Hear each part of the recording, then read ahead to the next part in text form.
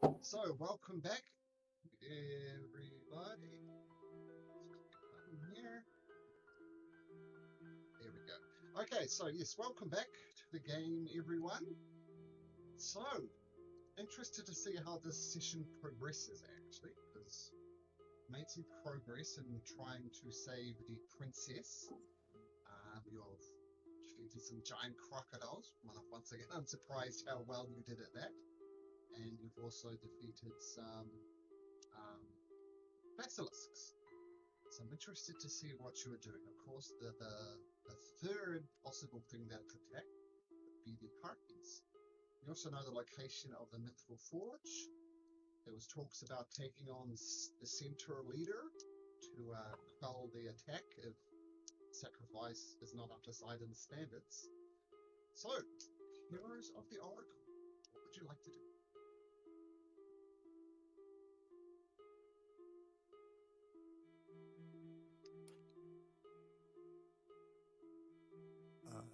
If I remember correctly, we went back to Astoria to take a rest after the long adventuring day, Yeah, feel and free to to take a long rest. and to dry off because Onos got dragged into the river and is a soggy cat and not liking it.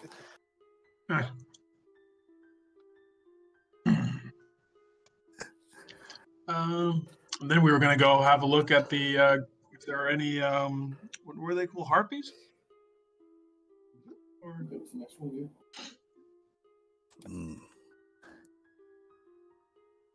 Odinos remembers fighting these harpies.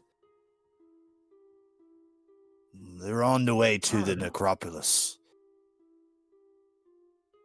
I think we killed a couple, but a couple got away. All right. Well, maybe you could track them down again. I'm sure Odinos could. Although, you may want to plug their ears. Okay. They're acquired taste when it comes to their singing. And like Onas just like rubs his head. And some fall harder than others. Okay.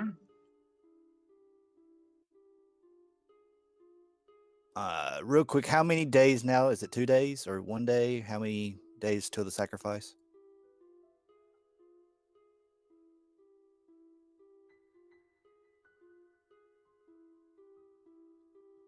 Sleep tonight, which will assume you slept through and got a long rest in. The next morning, right. You've got this full day, and at the end of the next day is when the sacrifice will happen. So you got 2 full days, kind of. Dusk happens on the second day. That's it. The sacrifice will go again one way. So how far along is it to get to the necropolis? Roughly? What was that? Sorry, you're coming in very clearly.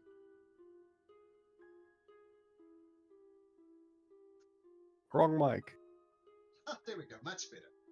Sorry, yeah, that was my webcam. How long, roughly, does it take to get to the necropolis? It's about a day. You could maybe get there if you pushed it, risking exhaustion, you could get there and back in a day.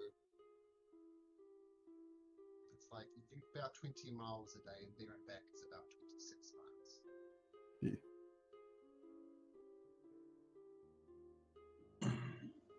How long would it take to get to the forge? Because we know the location of the forge. About the same, actually.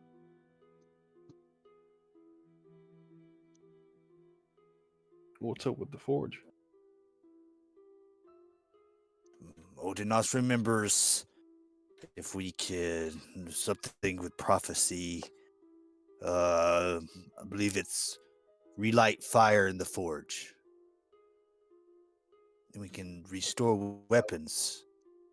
I see. And Onos kind of like takes off a weapon. I was like, something like this. And he holds up the great axe that he has. And he points to Red Maw's shield. I think he has the shield. Mhm. And the breastplate. So if you remember, the axe and the shield both need repairing, but the breastplate of Waitrose does not. That's correct. Oh, okay. Remember the Mithral smashed the crap out of you several times. He was actually wearing the breastplate of Mithral. The axe and the shield are both damaged, but usable, but far below their actual condition.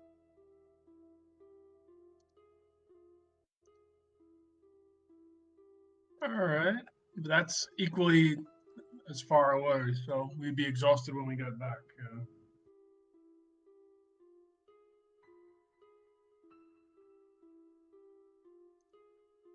Nas cares not, but action does need to happen one way or the other.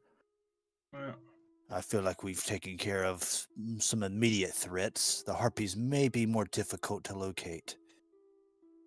Even though I know the general area of where we encountered them last. Can't imagine they'll just sit and wait. Yeah, they don't seem to fit the the bill of a big, large, let's say, creature which will do the sacrifice. I think the crocodiles and maybe the basilisks fit that better.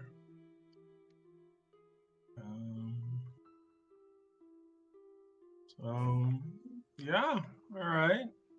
Could there be? Could you maybe see? Is there any chance to check if there's maybe another monster or something else in the vicinity?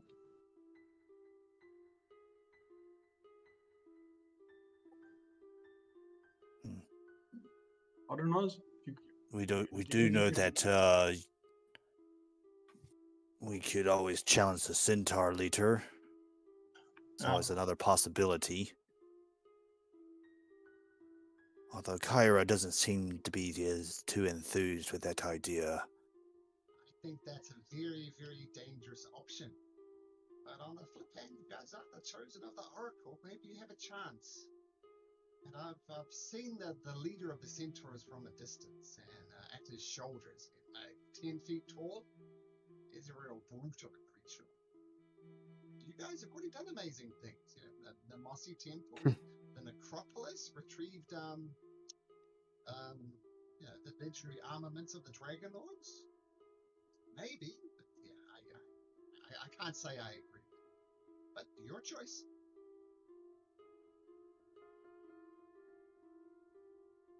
Well, we'd have to choose because we couldn't challenge the centaur leader and go to the forge before the That's true. sacrifice.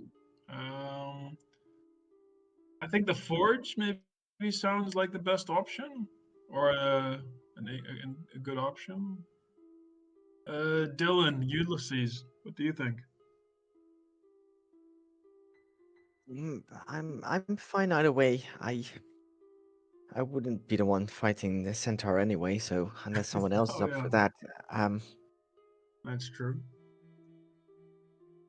so yeah, unless anyone volunteers to fight the centaur, that's up to them. But I suggest the forge because I don't want to put the fighting on someone else. Although I might be able to assist a little bit if someone does choose to fight him. Would it be an idea that because Redmaw was very interested in in the that was very much his thing to do the challenge, that we go off to the forge and we let him stay behind rested, so that if that's necessary, then he because it's a one-on-one, and he would have the option of fighting, dueling the centaur leader if necessary. It is an idea. Not a bad one. And Just almost symmetric it. Character, the person playing Red was not here this week or next week. Oh, that's true. Oh. yeah. Then I guess we go to the forge. Okay. Just to keep it simple. Right. Yeah. There we go. All right. All right. Well, I mean, if Aldo knows he's the tracker, he suggests going to the forge. I'd say, yeah, let's go there. And of course, just metering it as well. There are you could still go to the forge and come back and still challenge the centaurs as well. Like if you time it just right. Mhm. Yeah. Assuming We'll see. you find the centaurs, of course, but let the dice Yeah. rolls determine that. Yeah. Okay, but Okay. off to the forge. Yeah. Any preparation? We asked around. It's been abandoned, but they don't know. Nobody seems to know what's there now. Vulcan I did don't know. tell you that there was a site of the battle during the First War, and the dwarves tried to hold it, but they didn't, and the mine was collapsed in upon itself.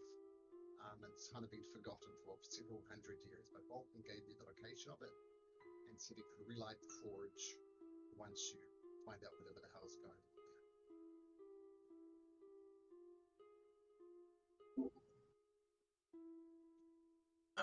So it's been. Would we need tools, perhaps, to dig our way down or into it? Let's see.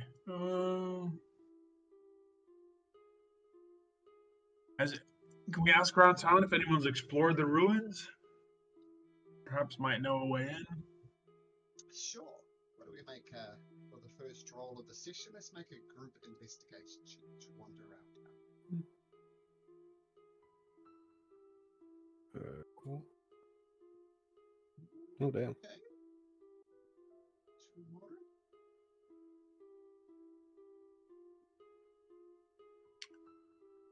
Oh, it didn't connect to tabletop. I have a 20 in total. Okay. David or Ulysses? Hang on. Sorry, I was slightly distracted. Sorry. Investigation check, please.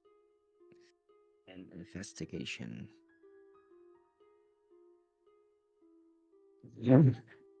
Okay. Oh, almost thought it was worse. It almost looked like I rolled double natural ones, but it's a 1 and a 2. Too bad. Oh, 1 and a 2. A 1 and 7. Oh, okay. Well, still. And a 20 was the other one, right? A dirty 20, is that right?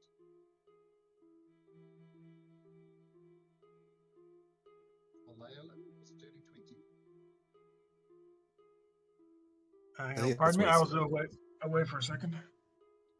You rolled a dirty 20 for your investigation, is that right? Yeah. Okay. So,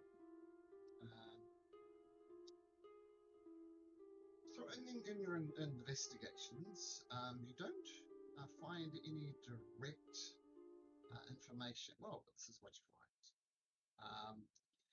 You find yourself in the Dragon's Tooth Tavern. It's over here in the main kind of drinking establishment here. And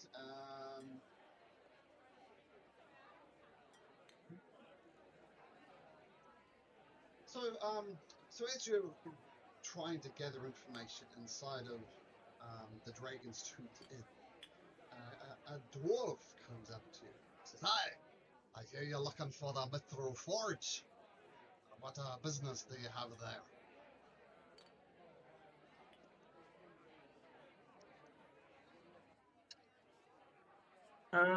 Well, we seek to relight the forge. Oh, well, that is a very noble endeavor. As you've probably seen around town, the Mithral mines being closed for so long, we've been forced to rely on the copper mines. The copper mines are closing up.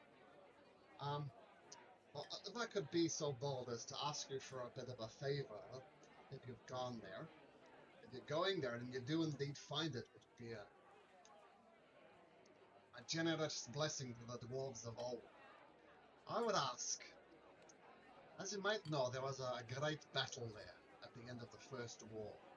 to close up the forts with the order of Sidon and those lads wanted. They succeeded. My kinsmen, my clan members, my family fought hard to defend it, but eventually they fell.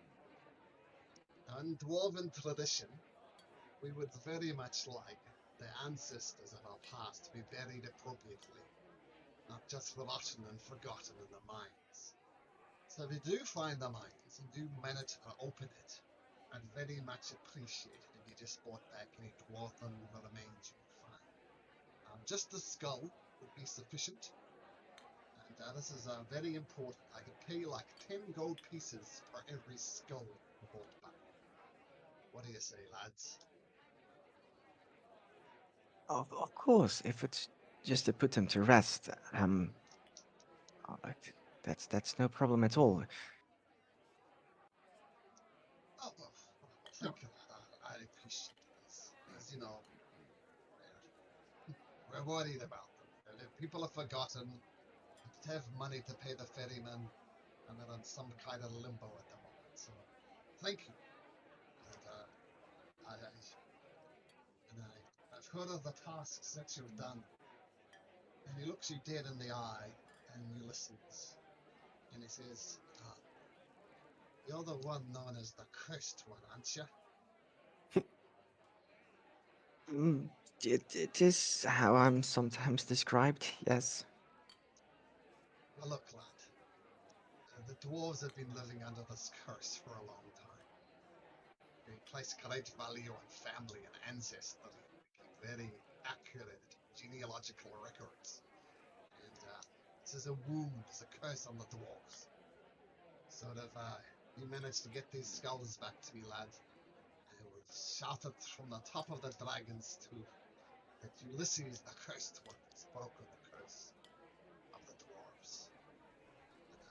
And maybe that'll help you. I don't know, but do this. I, for one, will not be calling you the cursed one. It's much appreciated, and maybe not entirely necessary, but appreciated nonetheless. Um, That's up to you, lad. If you want me to shout it from the top of the dragon's tooth, I will. But if you don't, I can understand that. You seem like that shy type. do you know how many there should be approximately? It's hard to say. I think I'm thinking about 50, something like that. We're gonna need to get a bigger backpack. But that's fine. I'll just be thankful that we don't require the whole skeleton for the ceremonies. Just the skull will suffice. But yes, 50 is quite a lot. Going to be quite the sight that returning from the mines with 50 skulls strapped around your neck. That's why I need a backpack. Oh, You would understand that being the cursed one who's also trailing and covered in skulls might not be the best way. not a great.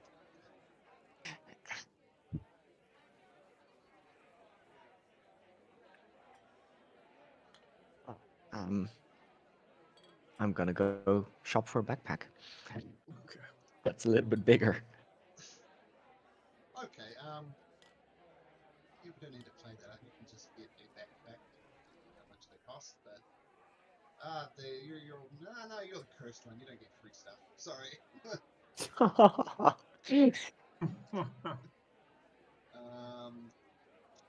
Let's see. That backpack. Uh, It's not going to break the bank either way. mm, Here's backpack is 2 gold pieces. oh, good. So easy enough to get. And I'm basically just changing out the Just one that I checking. already have for something that's bigger. It looks a little ridiculous on Ulysses. Ulysses is quite skinny, right? Yeah, he's not too skinny. Ah, it doesn't He's look quite as ridiculous then.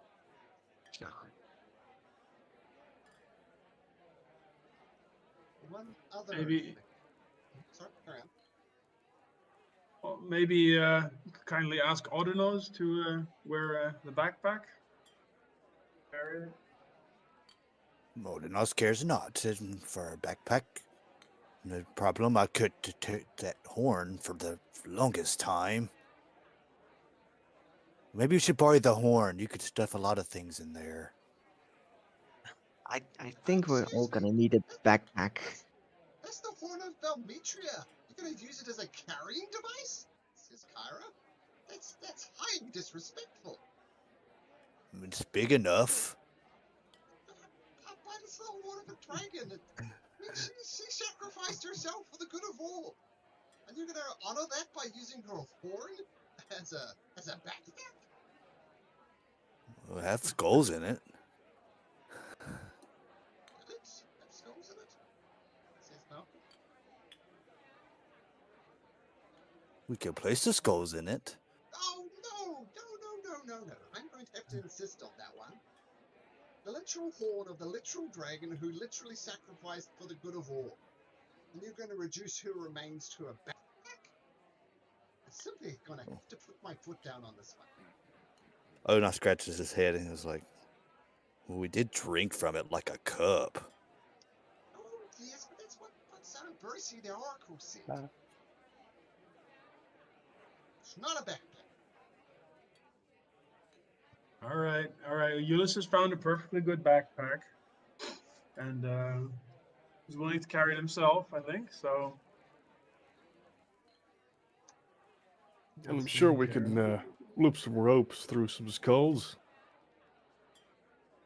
hang them like a chain. Yes. Yep. It would have created a very intimidating look.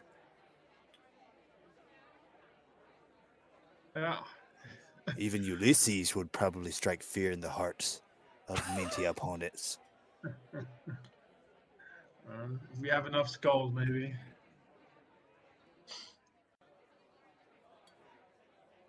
Well, let's get traveling before we Oh. lose time. So, as you're trying to find out more information about the location, well, Vulcan's given you the location, you can open up that door. But you then meet up with Pythor.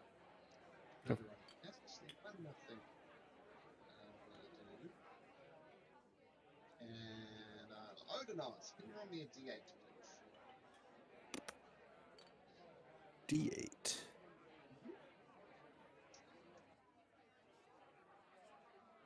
So a lot of the talk around town is how Honora will not only be sacrificed, but she wants to be sacrificed. And there's lots of rumors going around, like Pythor. Everybody knows he's a womanizer and he's a drunkard, and people kind of love him regardless. But now that Honora is literally putting her life on the line for the king, rumors are starting to abound that maybe Honora, if she manages to get through the sacrifice, will make a better queen for the story, and that Pythor would make king of the story. So, and people tend to agree that Princess Honora would be a far better queen for her father, because the rumors bouncing around town. Okay. But you do gain an audience with Pythor trying to get more information. And he's sitting there with Redmore. Say Redmore took one too many hits from the crocodiles. Oops. One too many hits from the crocodiles, and he needs to rest up. And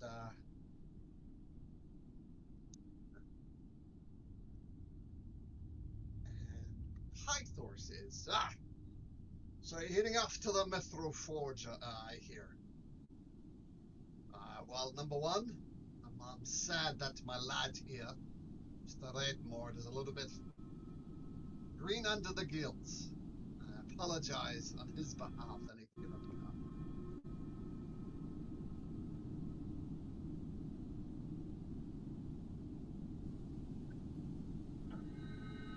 Well, fought bravely. He deserves some time to fully rest up. I assume you've. I mean, people love me here. They do. I haven't been the most present king I have been in a while. I'm looking to do something useful. Start stretching out the muscles and swinging this axe. Actually, are those who are good are proficient at insight? Will make me an insight check, please. I am. Okay. Nope. Not bad proficient. Save. Oh, there's one more coming, Ulysses. Oh, saves the day, Ulysses. Ulysses, you get the impression he's trying to suggest something, but he can't quite bring himself to suggest it. So he said, heading off to the Mithral Forge, and he kind of stretches his massive chest and kind of gives his axe a couple of swings. Anyway, sorry Redmore can't go. I wish you luck. Would you like to join us? Lad. Well, I wouldn't say no. I mean, we'll be back in time for the sacrifice, I assume? You're That is the aiming for plan. it? Well, of course I'd like to join you on the only condition that I can get back here in time for the sacrifice. Which brings me to another question. What's going to happen to Honora? Have you solved that problem yet? Well, we've attempted to clear out 2 of the threats. Okay, Kill. the way you phrase that too. How many are there? Oh, we're uncertain. We know of 3 creatures. We've taken out a single cave filled with the rock creatures and 2 giant Basilisks. crocodiles. Basilisks, indeed. The third, the Harpies? harpies. Well, it's either we hunt down harpies or we go to the forge. Oh, There's no time for both. There would be also a question, per se. Does this Lord Sidon, would he just conjure up something? I wouldn't put it past him. well, if he does, says Pythor. Well, she's dead, isn't she? This is the solution at all. Well, if she doesn't get eaten, then she is by the end of the day. Then they have failed in their attempt. Not truth, but she's no match against even scrawny little birds like harpies. Did we ever... Lonas kind of scratches his head. I've been hit a few times of late. Did we ever determine that if there was another that would be suitable sacrifice? Or did it have to necessarily be her?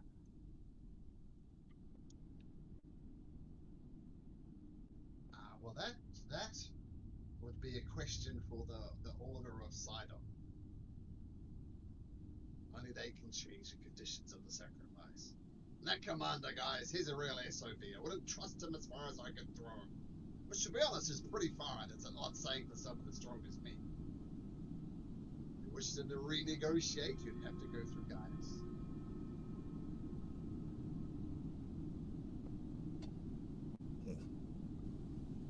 Lonas kind of like sits there and thinks. I may have an idea. Go on. If I remember correctly, is this... And correct me if I'm wrong, DM. This Gaius, he was the one we saw riding that dragon before we were... we fought those centaurs that ended up killing those children. You can see him kind of grit his teeth in a low growl over there.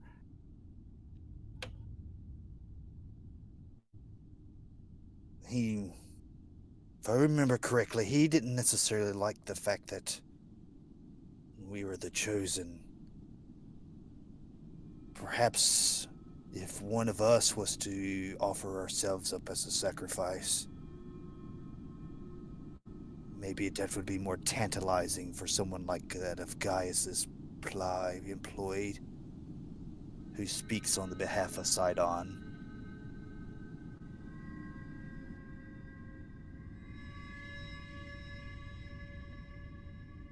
Ira pipes up at this point, and her eyes swing to Helios. Helios, you've got some of Pythor's blood flowing in your veins, don't you? I had a feeling you were mentioning my name in the near future. Well, I mean, we'd still have to pass this by Commander Gaius, but these are Either way, divine blood. Maybe you could stand in the place of it, or you have to get this Gaius. Would that be something you're prepared to do? I'm prepared to do many things for my half-sister.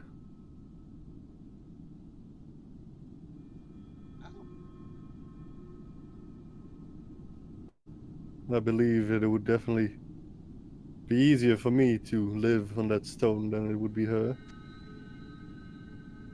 Pythor says, well, that's true, lad. I can't. We've barely gotten to know each other, right? We only met a couple of days ago, and I know there's no easy way to put this. It's like asking who's your favorite child to a parent. Father. But I'm gonna say it. Honora is my favorite child. And she can't. She's a beautiful, charismatic lass, but she can't wield a sword to save herself.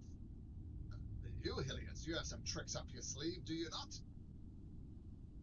You took the words out of my mouth. Now then, I do have some tricks, indeed.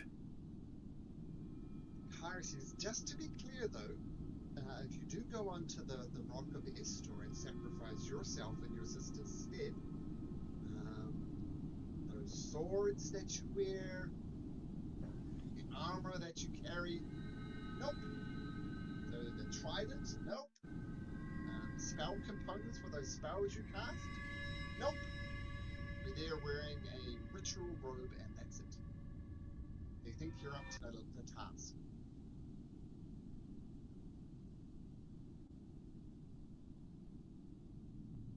My divine blood grants me powers itself.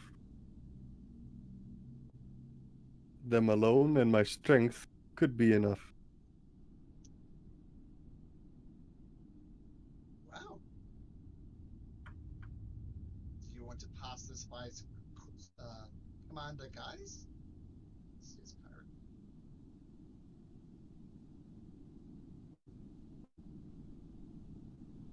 Let's do it. All right. So as this discussion has had, Pythor has gotten out a whetstone and getting his axe ready. He's a very strong man, but it's starting to go to flab a little bit. So he puts on his breastplate and kind of stuffs his love handles up the side, and he's getting ready to go with you. And Commander, so you go downstairs deeper into the palace where Commander Gaius is. And just so you remember, this is what Commander Gaius looks like. And you rat-a-tat-tat on the door. And Commander Gaius says, oh, my good friends, the pleasure is yours. What can I help you? Would you like to take a seat? Once again, there are no seats to be taken. All being sat on by its delegation.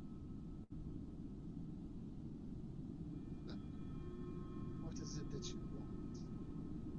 to beg for Sidon's grace, perhaps?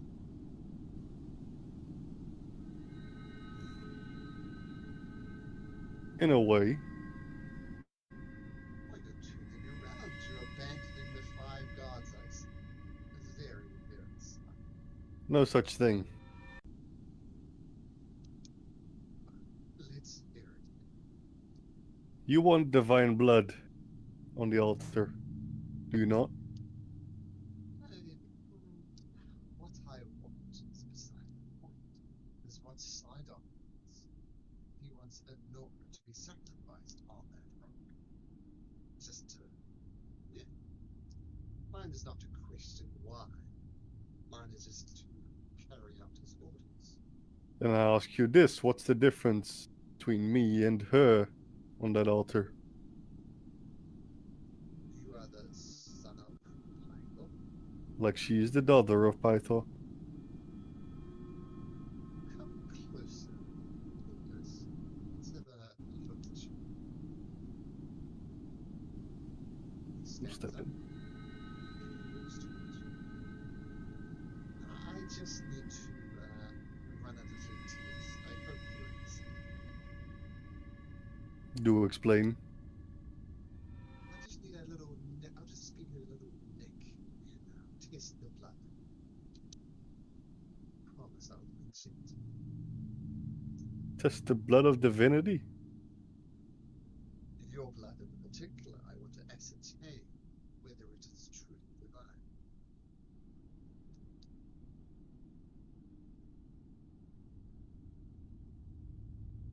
Sure. Give me your hand.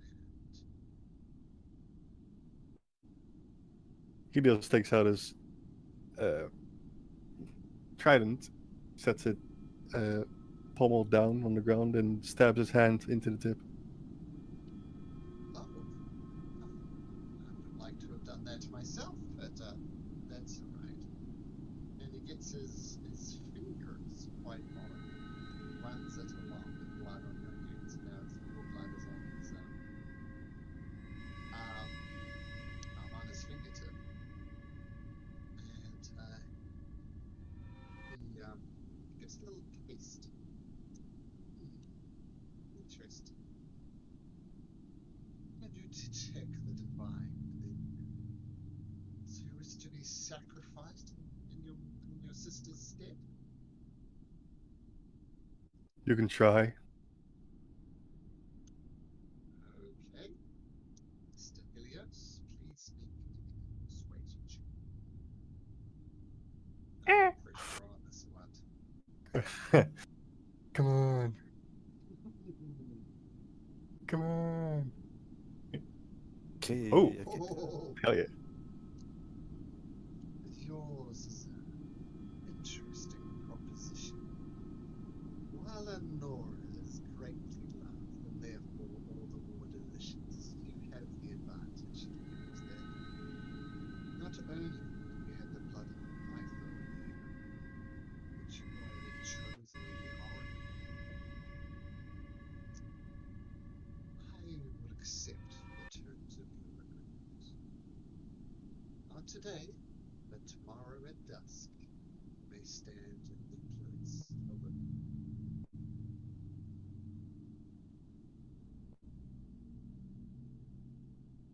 clutch roll. No by the dirty way. tricks. Oh, no dirty tricks at all. I mean, I assume the terms have been explained to you. You'll be tied upon the rock. Chained down, butt naked, nothing but a loincloth. You can wear a loincloth. It's traditional to wear a robe, but a loincloth will be survived. If you survive to dawn, then everything is fine. Well, it's not fine. I'll be annoyed if you survive, but the terms of the sacrifice will be completed. And of course, no outside help. But I agree to your terms. Then I agree to yours. Well, I guess I'll see you in the rock tomorrow evening.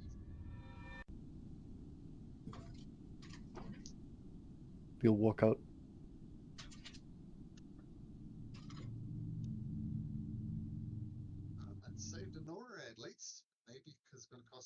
lost his life. We shall see.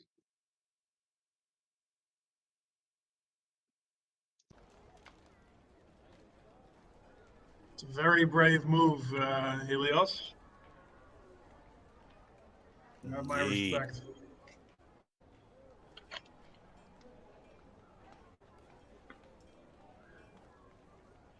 We I'm not will, of sure course, why have you to would. see how we can actually help you without breaking the rules. Oh, Well, certainly. perhaps we did help at least kill some of the creatures. Maybe there won't be as many. But just a quick Yeah. point of order, in case you didn't notice, when players are absent like Red Morgan, I offer up places to people who are available pickup games. And we have someone who took up us in our office, so we have an extra player for this session. Say hi, Doug. Hello. Oh, Hello, Yeah. Doug. Hello. So let me send you a. So we'll just take a moment to get Doug in this game. We'll send you a couple of links for the campaign, both Oh. campaigns. Join in.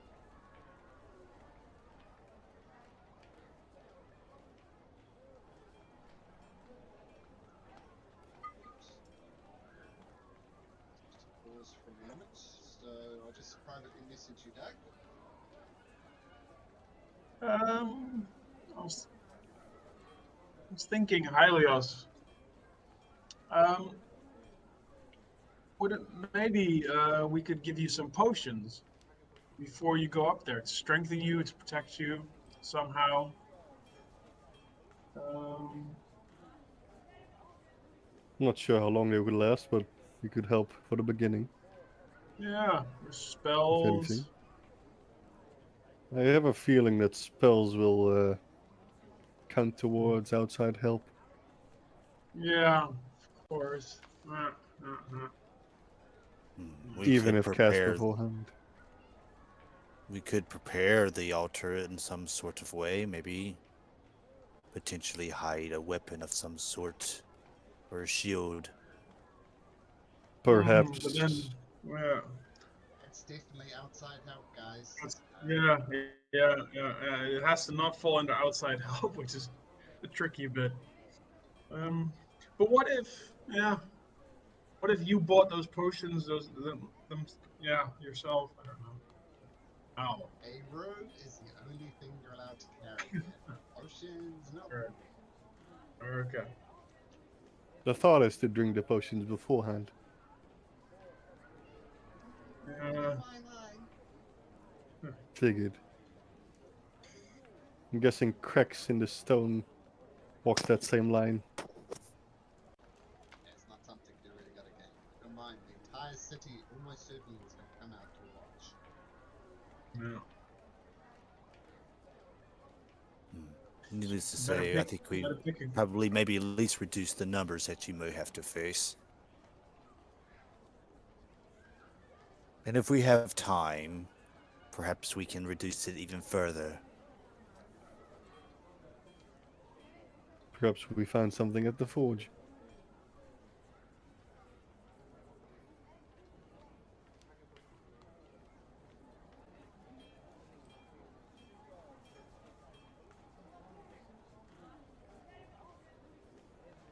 I guess we won't know until we go.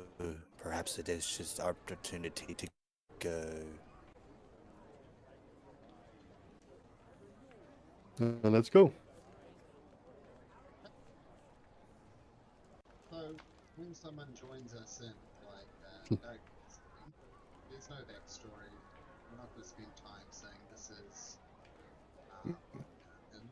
Why don't you explain to you what your character looks like? It's like renting and stuff, really. Muted. Doug? You're muted, bud. Okay, there. I was muted both way. How's that? Yeah. There we go. Much Yeah, better. good. All right. He is a shifter. He is a beast hide shifter. So his shifter traits come out because he has kind of cat ears going on, medium length white hair, some kind of like cat, not whiskers, but like paint almost, like looking like whiskers on his face. And he is a druid. Perhaps you could be our guide to the forge. I Or the think I guide we're waiting. think I've been there before once or twice in the wild. I might be able to guide you there. All right, excellent. Lead on. Okay. Almost there with Doug's character. And your character's name is Black, is that right? Yes. Yes. Do you have dark vision? I believe he does because he's a druid, because he's a shifter. Let me see here. Yeah, 60 feet. Okay.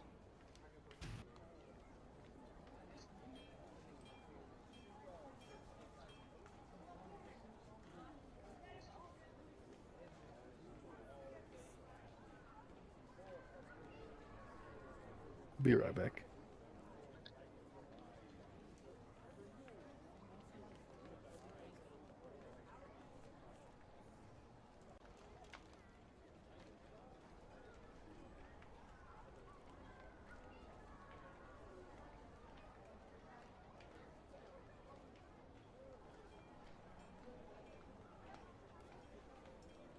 Good. All good.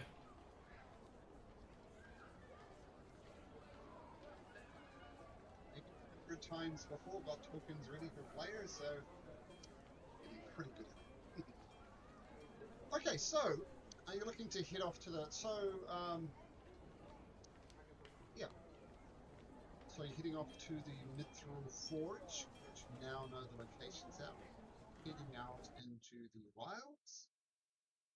It sounds like Black, you're leading the way. Yes. Okay, so let's make sure everything's connected together. Why don't you make me a survival check as you start going through this? Pretty good. So following the directions that Estor has given you, you start making your way to the Mithral Forge. And given the directions from Vulcan, and that the leading the party with Black, you make your way to the Mithral Forge, and eventually you find this long abandoned road that is overgrown with roots and thorny shrubs. It winds westward along the granite cliffs of the Estorian tributary. North of the road are extensive steppes, and beyond that lazy blue mountains. The sky is cold and grey, but at night the clouds withdraw to leave a blanket of stars. And you figure this was probably the mining road where things were brought from the mine to Astoria, perhaps beyond. But as I said, the mine's been inactive for such a long time. And as you're getting close, you hear a thunder of hooves can be heard from the northern area. And you see a dozen mounted men arriving in your direction, and they carry long pikes flowing with scarlet ribbons. As the riders draw closer, you realize they aren't riders at all. They are centaurs, nomadic warriors with the bodies of men, and with the torsos of men and the lower bodies of horses. And they're thundering their way towards you. You do. Have they already seen us? Do you Oh yeah, think? they're thundering towards you, and there's 12 of them. Perhaps there may be a way to hide real quickly. Have they lowered their spears? As in We they intend to can charge? certainly try. Tell what, make me an insight check to see if you can work out. Like they're definitely got the spears in their hands, tied with scarlet ribbon. Mm. Yes, you're not sure. Leyland, though, you know enough about mounted combat that if you're charging a cultist spear coming up like this, they're kind of just holding them at their sides. So you don't think they're there to attack. Not 100% sure, but 90% sure. Okay. Is there a sorry? Yeah. Is there on the side of the road and perchance some rocks or some cliffs that we could climb on, but they probably wouldn't be able to traverse as they have hooves. The weakness of horses' steps. It's like you're fighting a dude in a wheelchair. Well, remember the road is kind of slightly overgrown. They're coming from a different direction. But you got the mountains to the north of you. Can try and scramble up there. See if you can spot somewhere Ulysses. Make a survival check. Can I assist with it? Sure. Ulysses at advantage.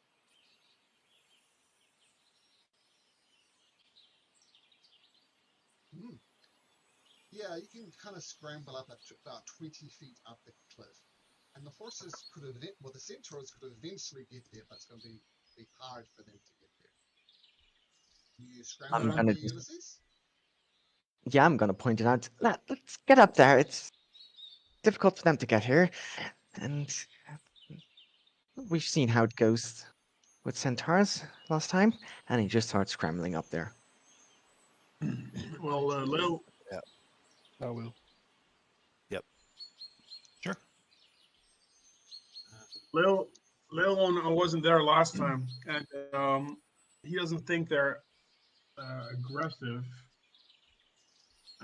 other than the usual aggression of centaurs. So he raises his hand and he takes a few steps in their direction and hails them loudly. Pythor most definitely does not scramble into the bushes. He just stands there with his arms folded across. I forgot I was here. His great axe still at his back, but he's just standing there and watches. Pythor never runs Hold from on. a fight. I respect what I said. I would have stood beside him. Okay. Oh, yeah, oh yeah. Oops. And Kyra does scramble up the bank though. So who got Pythor and who is the other one? Sorry, who's standing with Pythor? Helios.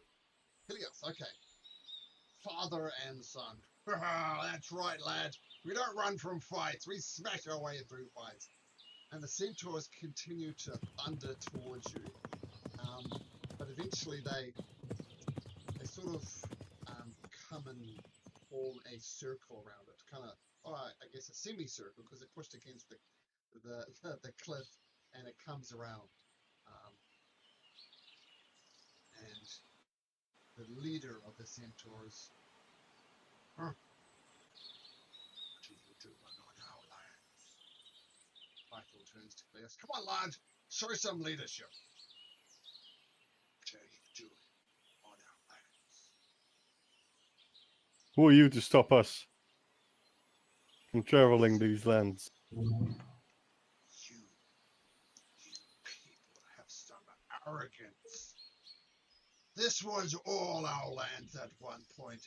We roamed freely across these plains till the cursed dragon lords came and drove us away. And you have the audacity to say that these lands are not our lands? We claim this as our own. Why are you here?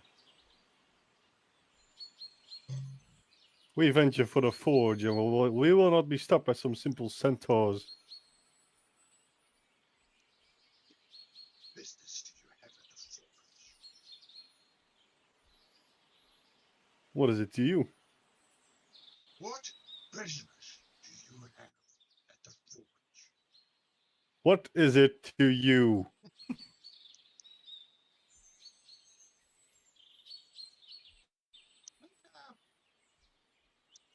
You can choose, actually, if you like. Yes, you can make Intimidation. a persuasion or a deception check up to you. Not Oh, intimidation? sorry, persuasion or intimidation. Sorry, persuasion Okay. or intimidation. Yeah. Deception doesn't make any sense. Yeah. Wait.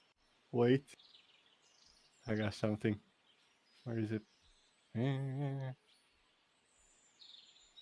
Favored by the gods. Advantage because Pythor's near him? See what trick Helios has up his sleeve. Nah, favored by the gods is only for attacks and saving throws. Damn it. Nothing. Okay, so it's an 11. Now, Pythor is with him, that's true. If I was to be mean, I'd say that would be a disadvantage. Because What? Pythor. Like, oh, and then intimidation. Oh, no, he isn't intimidating. Okay, I'll give it a 14.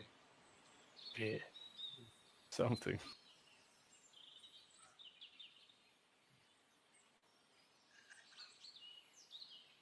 We are a proud people. We do not take kindly to you. Dragon Lord, he says, glaring at Pythor. Doesn't see Kyra because she's hiding quite well. He fought Lord Sidon.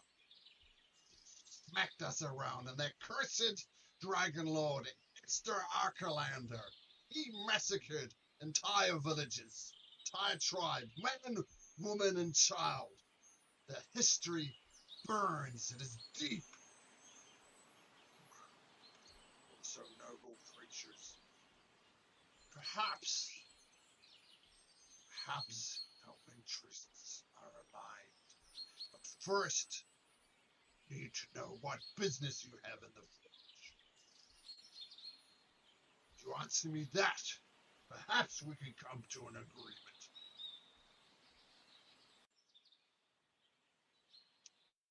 With you, Gilius.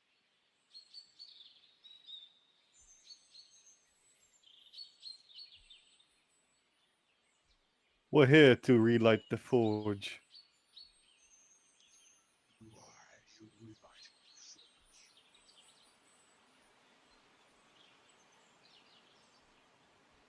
You ask a lot of questions.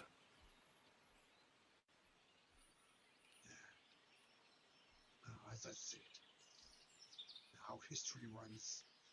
It's with the red blood. It's massacred by people like him. It's in Python. Of course I have questions.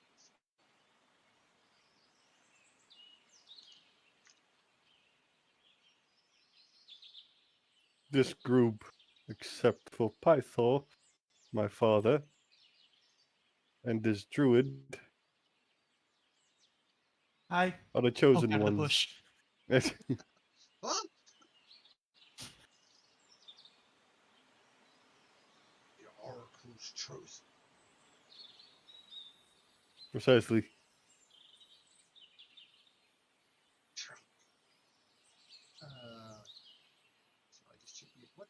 Helios is a what? Human? Elf? Just reading that. Technically, a divine human. Divine human. Oh, Yeah. okay. Esma. Oh, Esther. Yeah. Always gonna say, well, shoot. These lands were ours before you and your ancestors. Are you interested in righting the wrongs of your people?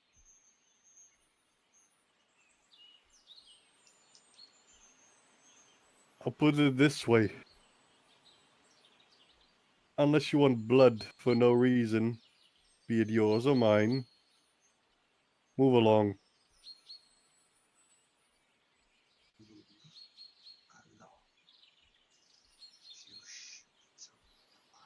You think that the world is lost. This was our world long before you. So you're not interested in righting wrongs? You're not interested in mending wounds? I'm interested in lighting the forge and seeing to live the next day.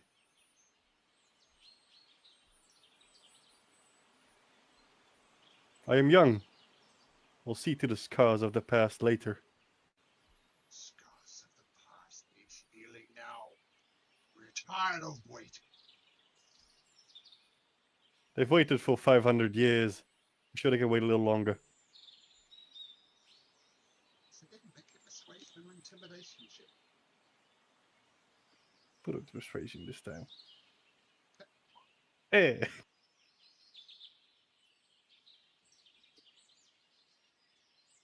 I have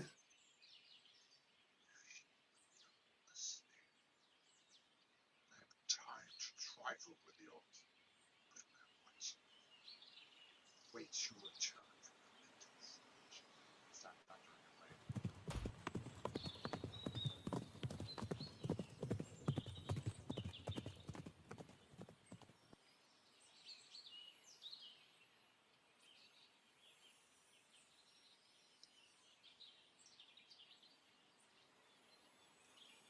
It's Wow, safe to that come was down now. intense.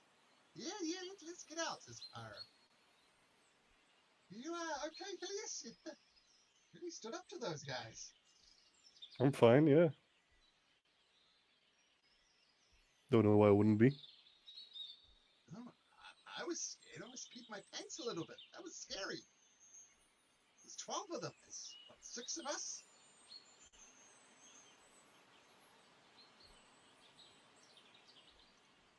It would have been less for them.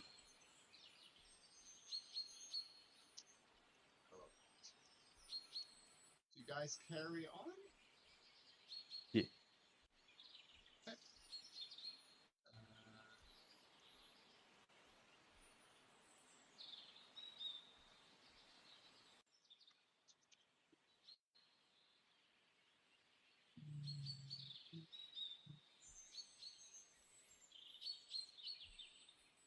Oh, why? I can't find this out, so it's posted in the script.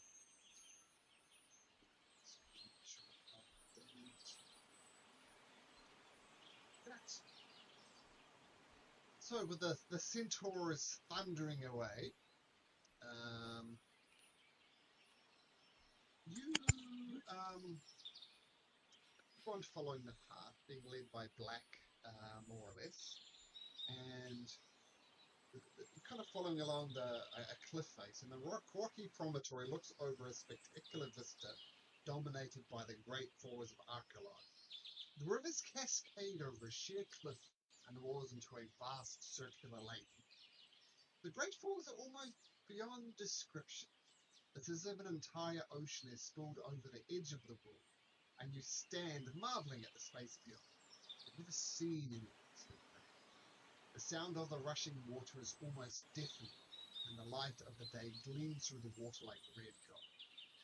4 massive statues of stone cans surround the lake.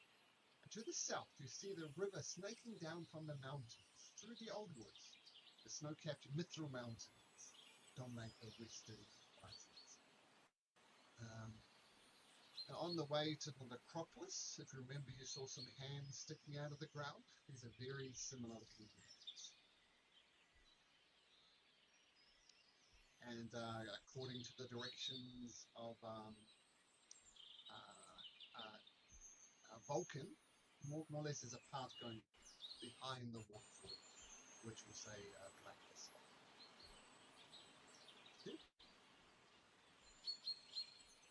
Happy. Before we go in there, here, each of you, take one of these. Good. Each one, everybody gets a good berry. Nice. Yeah, cast good Thank berry. you. It's not that smell. The smell. Good berry pops up in your hand. You can use these like potions. Force somebody to eat it and it should bring them back.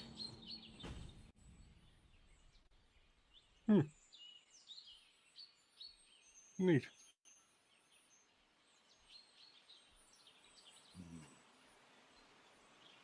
Tiny berry, bring me back. I wouldn't even know Imagine if I tiny swallowed it. potion.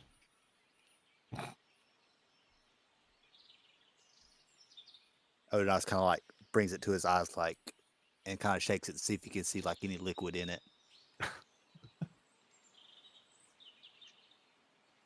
Liquid in it, Doug? No. Nope. It's a berry.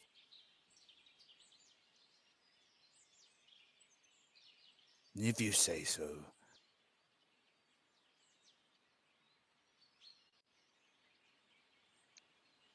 He'll kind of tuck the berry in his pocket.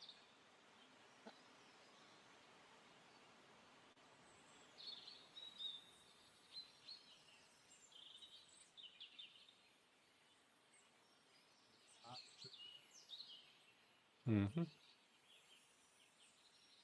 Black will go first.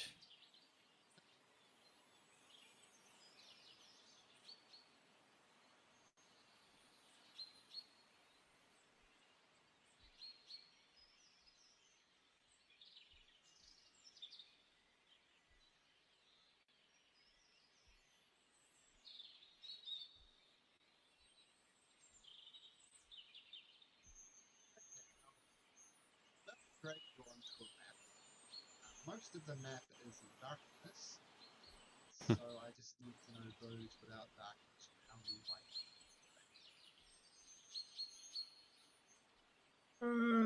Leolon will be using a torch, I suppose. Okay.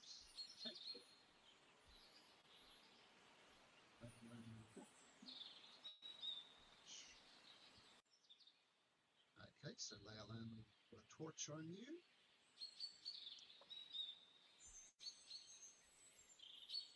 Of course, we just I have remember if combat breaks out, we then won't even drop the torch, but that probably get there. But Leolin, see, you like stuff. For here- Oh, sorry. for Helios. He has dark vision, but he'll put light on his trident Okay. Ah, cantrip. so light on his trident. Okay, It's 20-foot dim, 20-foot bright. got it.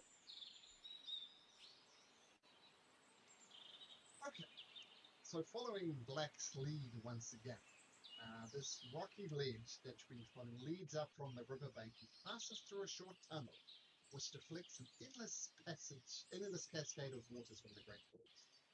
The ledge grows narrower as it ascends, stretching for a quarter mile along the sheer cliff of slick black rock. Beyond the ledge, a shimmering curtain of translucent water spills down to crash to the rocks below. Cold white mist fogs your vision, and roaring water drowns out all but sounds.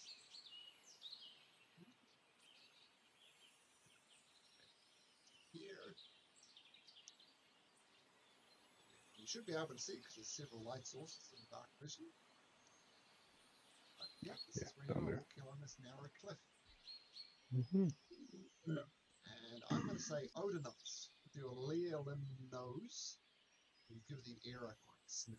You obviously smell the water, it's almost a little fragrant, but then you smell an absolute stink. Something up ahead smells. It smells terrible. Like shit. There's a foul smell in the air. He kind of like flares his nostrils, like trying to get the smell out of his nose.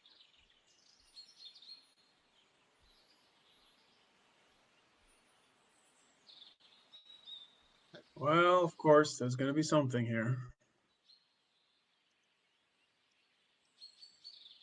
Maybe we should prepare before going further. And you're gonna see like this little black cloud, this little black dust shimmer out around Black. And it's spores all around him. Hmm. Oh, Interesting. damn. That's You're shedding.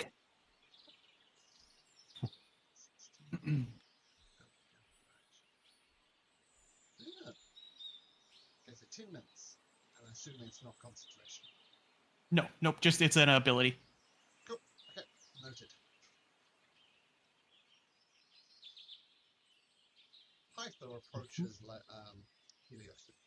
What do you say, son? Let's go smash them up. Charge forward. What do you say? We'll see what's in there. Is that a yes or a no for charging?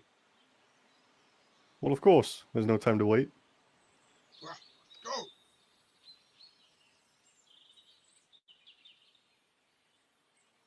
Okay, so feel free to move along the path. That's what you wish to do.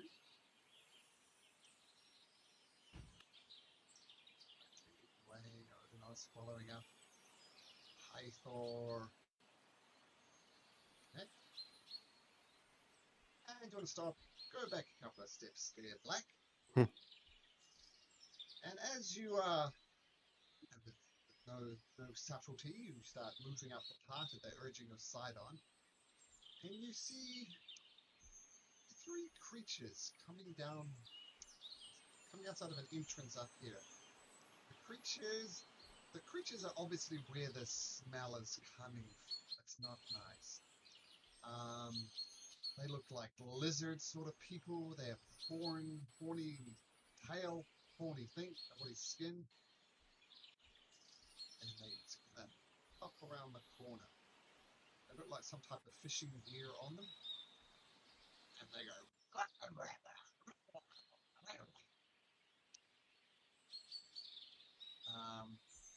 Does anybody speak troglodyte? Off chance? Anybody That would be a choose that? no. Definitely not. I don't think anybody Yeah. who's ever wrote up a character in the entire history of D&D has chosen troglodyte. I'm as sure one of there's their someone. languages. Well, maybe one, but it's very, very unusual. Yeah, no. And they've got like a they're carrying not carrying anything, but it's in terms of weapon.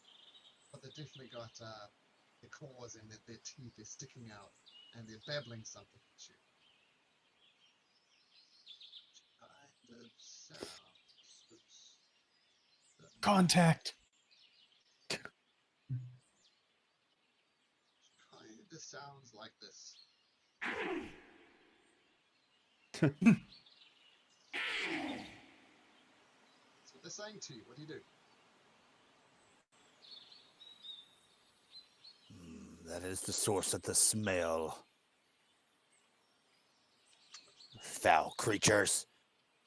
Wait a minute. Doesn't I mean he's a god. Doesn't Pythor speak their language somehow? Oh, of course. I forgot.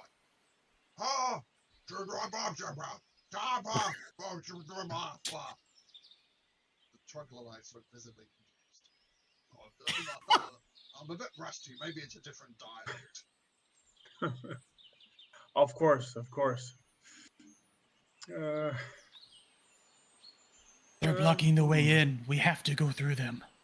I know exactly what to say to them. As Odenos bounds over there and starts running to him. well, dear. Okay, I like the initiative. Speaking of initiative, Roll for initiative. Oh dear. God damn it.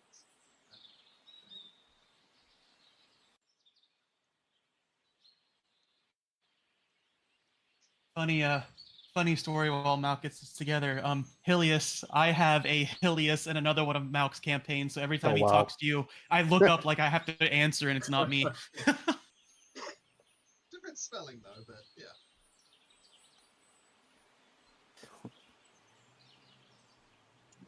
Yeah. Interesting aside as well, there's another campaign, like you've got the Axe of Xander.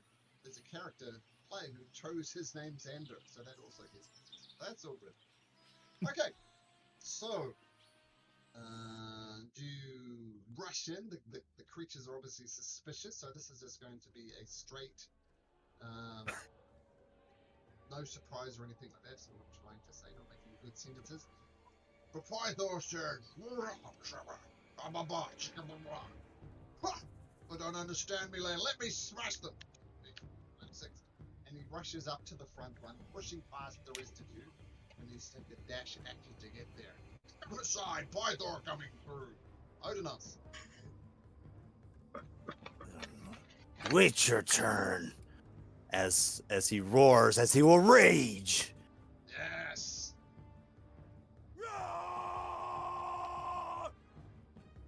And I will 1, 2, 3. Can I step here, or is that like not enough space? Doubt it. No, it's a narrow path. I mean, as my great sage Aaliyah, my daughter, would say, You can certainly try. Hmm. you can Decisions. attack from that space if you like. It will be at disadvantage, and you necessarily can't get there. All right. I will step in there, and I will swing. Add Reckless. disadvantage. Add straight roll. Game, so like it's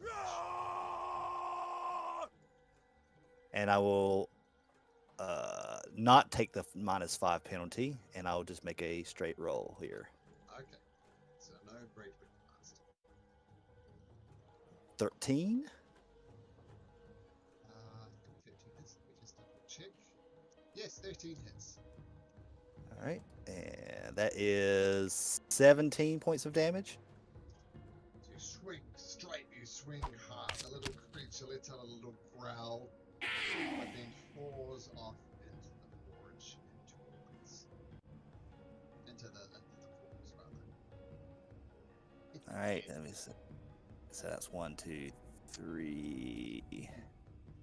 As I will keep on going, although my vision is not kind of continuing on, so I see black as I'm stepping into the unknown. That's true. Who's got a Helios and Leyland, I think, carrying the torches, and you. Yep. I have He a does dark has vision. the light.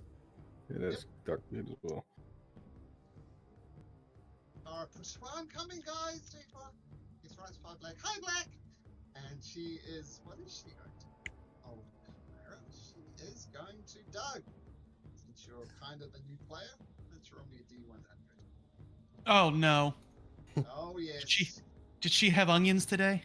You're gonna die now. We shall see. That's not a. She has been taking her charcoal tablet, so it's not one of those.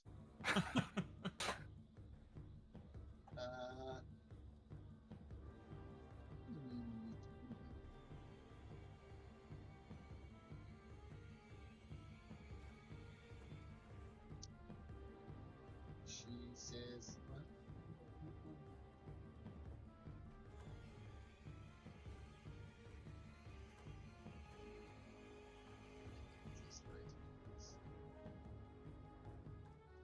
There is no easy way. See that, Odinaz? No, you don't. See that, Yeah. Black? Yep. No, you don't. See that, Helios? No, you don't. See that, Oh, no. Ulysses? What? Darkness. No, you don't. What the hell? See that, Black? So nobody should be able to see anything now. I see a gray image. Yeah, but yeah, that's supposed to be. That's the exploration thing. Yeah, it's the, like, they call it, fog of war thing. Yeah. Okay, guys. I know you can't see, so let's see if this helps. Oh shit! I said it backwards. Oh, I'm so sorry. And everything's in blackness. All you see is blackness around you. I'm sorry. Now, the creatures are also in darkness. They're going to be at disadvantage for swinging at.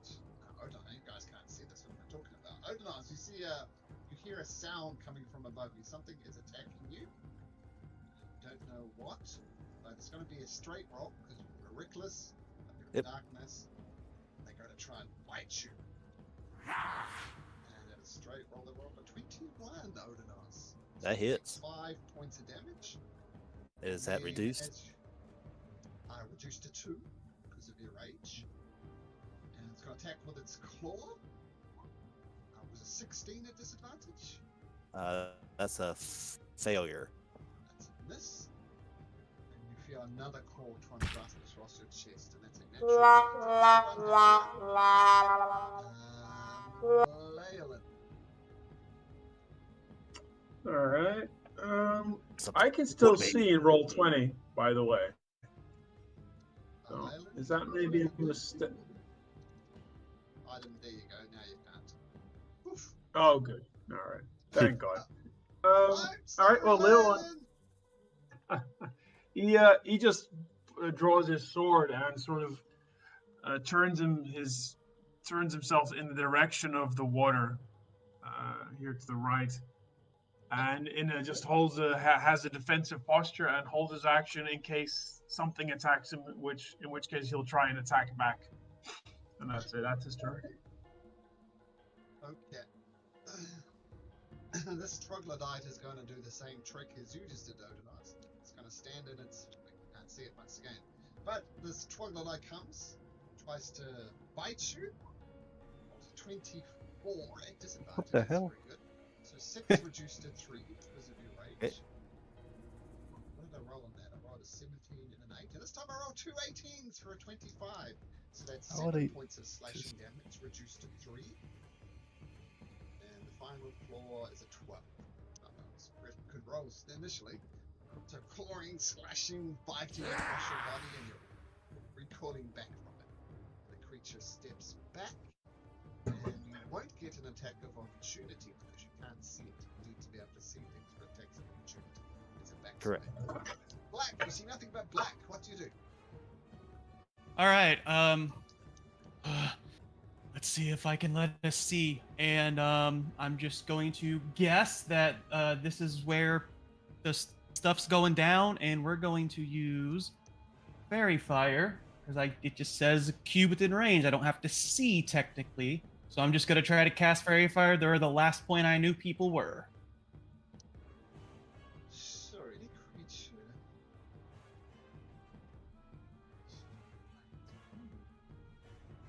Let's make this saves. What's the save? 14 Dex. I think this is gonna hit Since they don't see ally as well, unfortunately.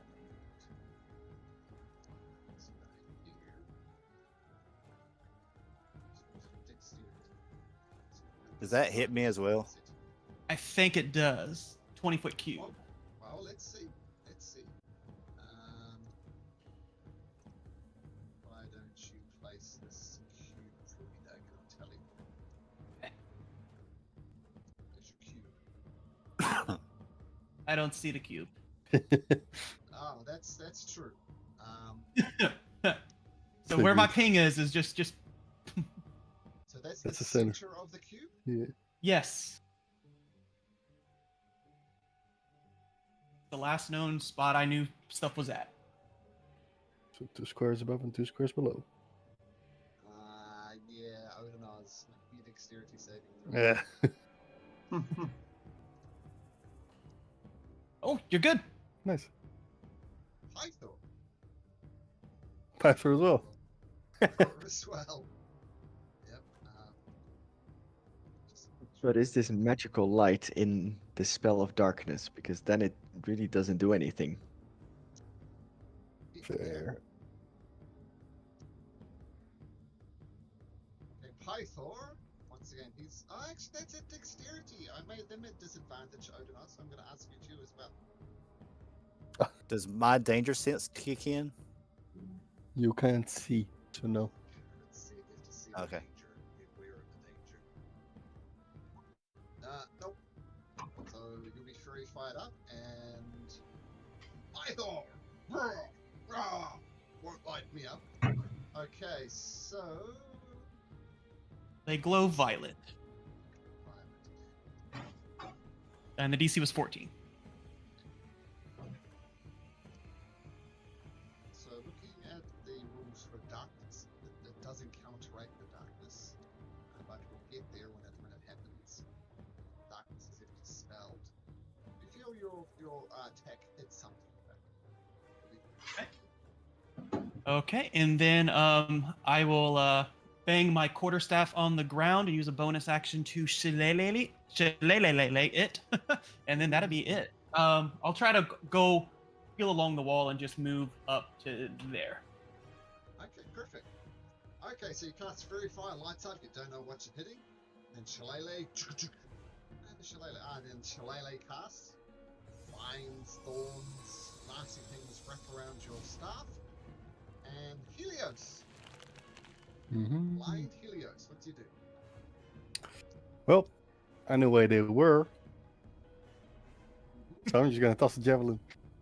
Okay. What spot are you aiming for? You want to ping on the map where you're aiming. This one. If this hits Pythor, that's gonna be hilarious. No, that should be way For north of numerous Pythor. reasons, this is a disadvantage. Yeah, I know. If it's fairy fired, would it be straight roll? Doesn't really. Uh, Another part of darkness, by the way, is the last part of it. Fairy Fire is not going to help. Okay. The darkness goes it will, but not just. Are you ruling the darkness as the spell darkness? Yep. Then the fairy fire is literally dispelled. For their last paragraph of darkness. Attack roll.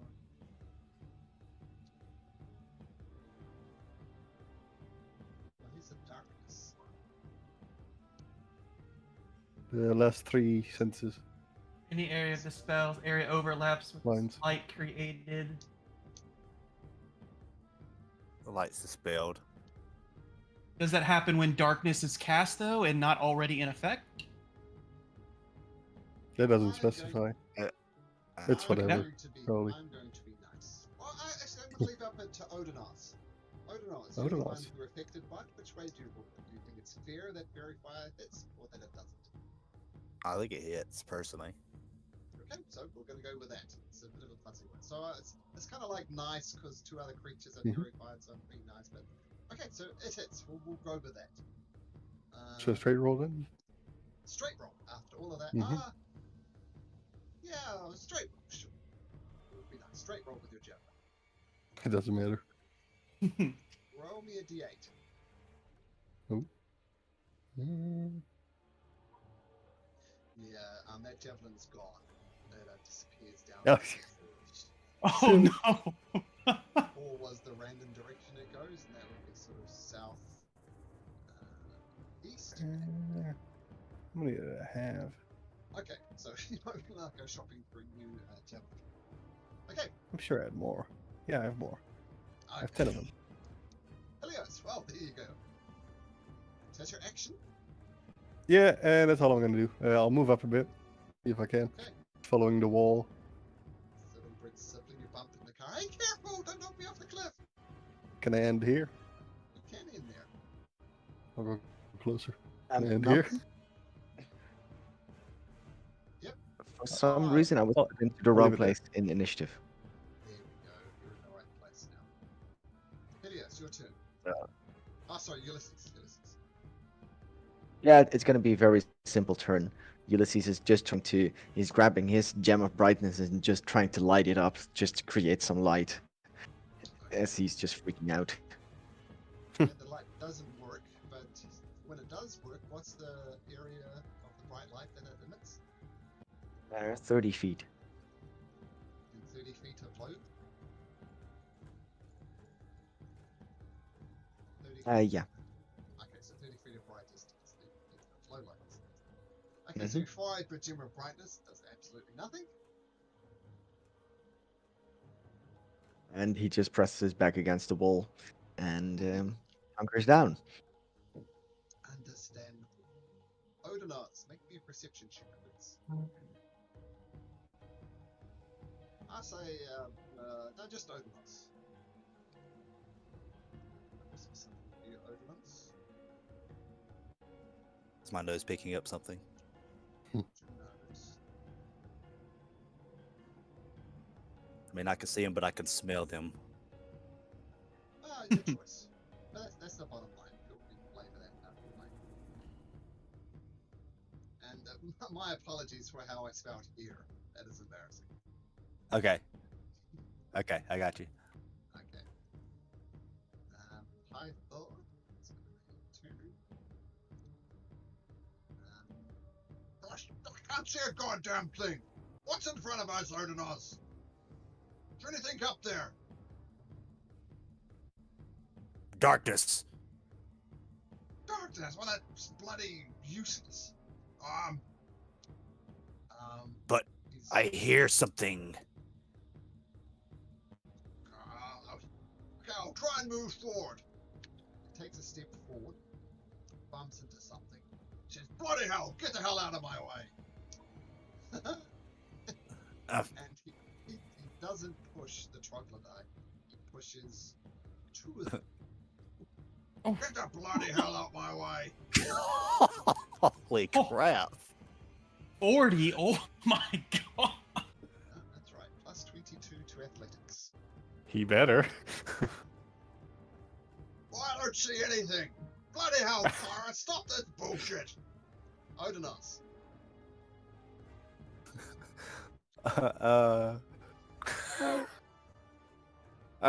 Since I can't His see, attacks.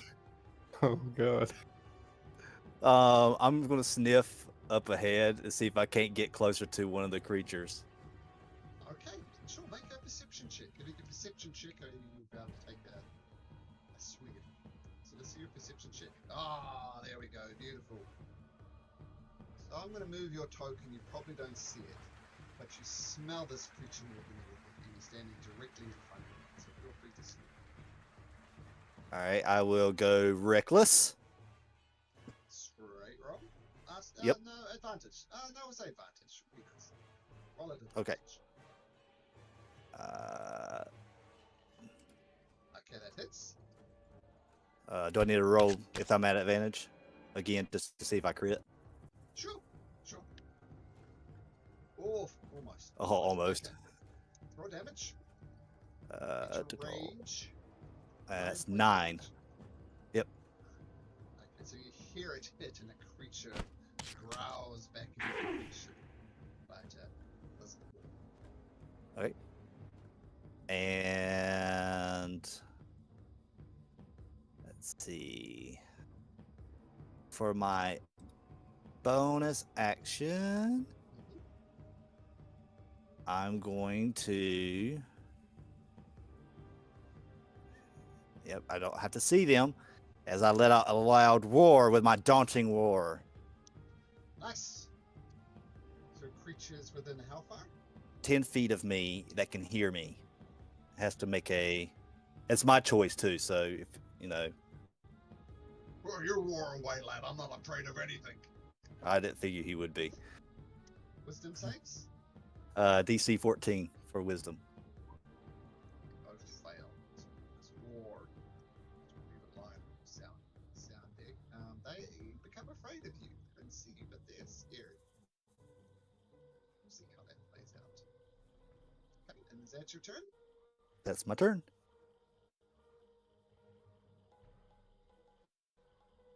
I assume this is quite a loud roar. Loud roar? Yes.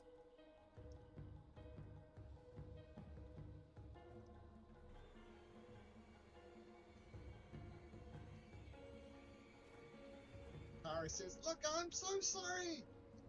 And everybody's vision is restored. So Oh. your vision back.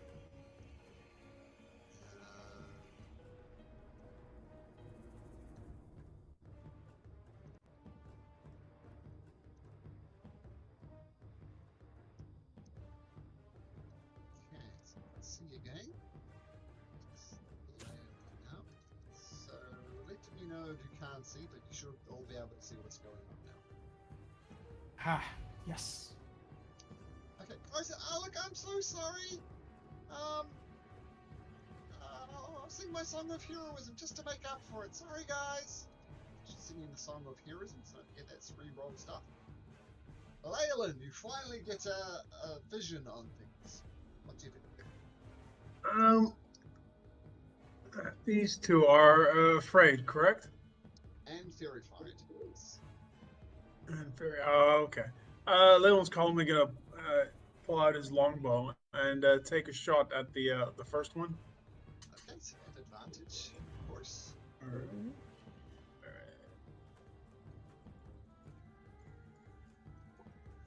right. So it's 25. Oh, 25 is at advantage. It definitely hits. Yeah, 9 damage. That's my turn. Okay, cool. So as the creature screams out in pain, standing up. This creature is afraid. Does see a source of a threat, but it's going to take an attack at Leyland anyway. At disadvantage is because it's afraid, but advantage because you're in reckless. Yep. Right, I'm not So, that's a straight range. yep. Okay, so it goes to bite you. 6. Oh, yeah, 6. That's a straight roll. That's a failure. 19 at disadvantage or That- 19 and 14. The 19 hits. Yeah, so it claws you. Does 4 points of slashing reduced to 2 because you're raging. Okay.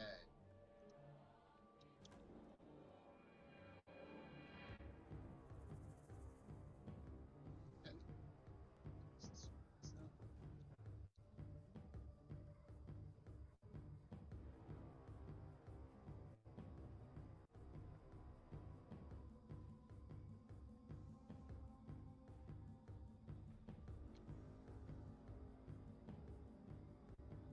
Oh, there's more coming. Yes. Now this creature can only attack Pythor. It's going to be at disadvantage. It's going to bite Pythor once. Natural 20 on Pythor. Then, oh no, it's a disadvantage, right? Because it can see its target. So, see its source of fear. So it just hits Pythor for 4 points of damage. Ah, but a scratch! You'll have to do better than that! Yeah. Another one comes.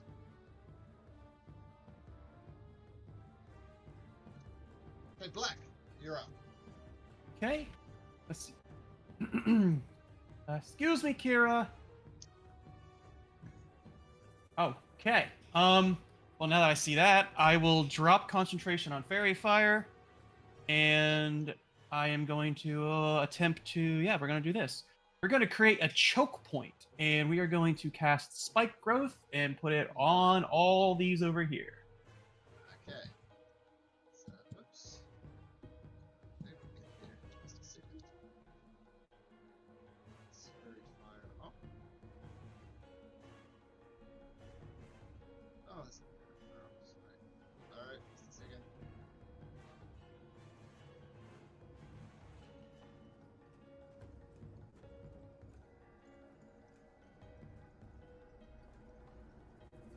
You want to get out the template, Doug, and place it where you want? I think it's the same template as Entangle, so grab that here. Okay. Yeah, 20-foot sphere, 20-foot radius centered on a point within. Yeah, so it's the same as Entangle. Okay. So, okay, spike growth around these guys. Okay, we'll get there. Concentrating on that. Perfect. And then, as a bonus action, I'll go ahead and I will do my my shifting. So my AC is going to go up by 1. Okay. Okay. Troglodyte starts moving forward. 4d4 damage, Doug. Okay. Moves 10 feet through the spike growth. D4 or D6? 44. D4. D4. 44. Gotcha. Yep, D4. I just had to pull it up again. Yeah, it's not bad. Okay. So a little growl turns round. That's difficult terrain as well, right? So that's 20. Correct. Yeah. Charges up here. And he turns to Helios. So Helios! So this is Pythor was gonna say this. Helios! Tell me, you're battle hardened? Tell me about the current situation. Give me your assessment of what's going on. I can't see shit yet, so I don't know. Well, make an intelligence check. Do it that way. That's not a good thing either, man. 12 I'll say is good enough. Helios or anybody else, Oh, you can tell me cover what's that. incredibly bad about this situation.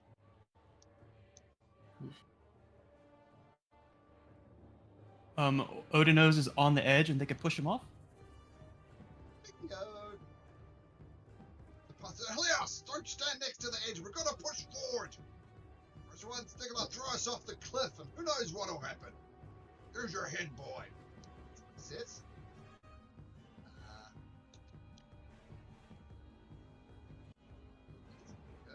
Okay, Ulysses.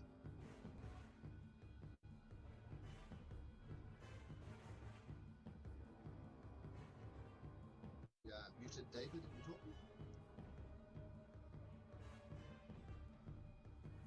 talking. Thank you for There we go. warning. Watch. This is going to move forward, and he's going to cast sleep. Basically, centered on Pythor. Ah, okay. What's the area of effect for sleep?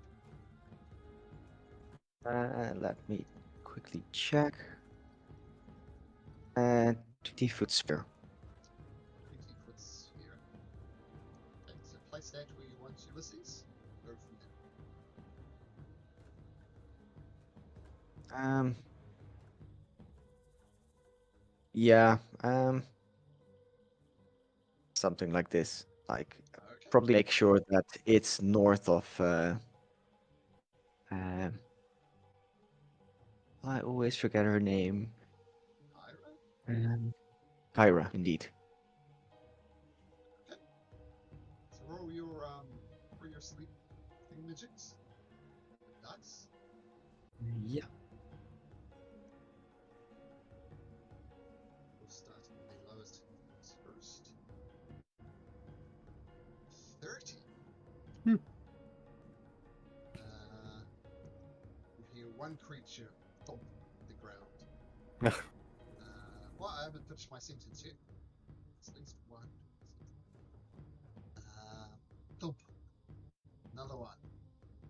And then thump. Another one. What the hell?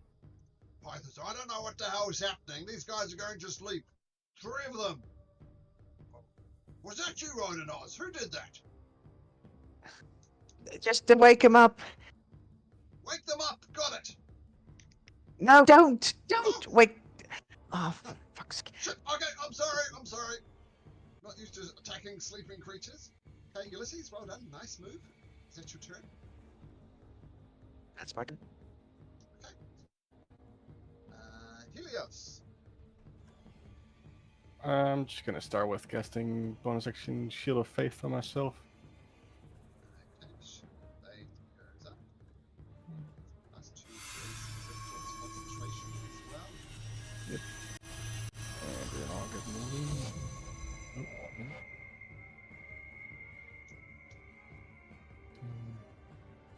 Let's see from here. These are knocked out. That one's scared.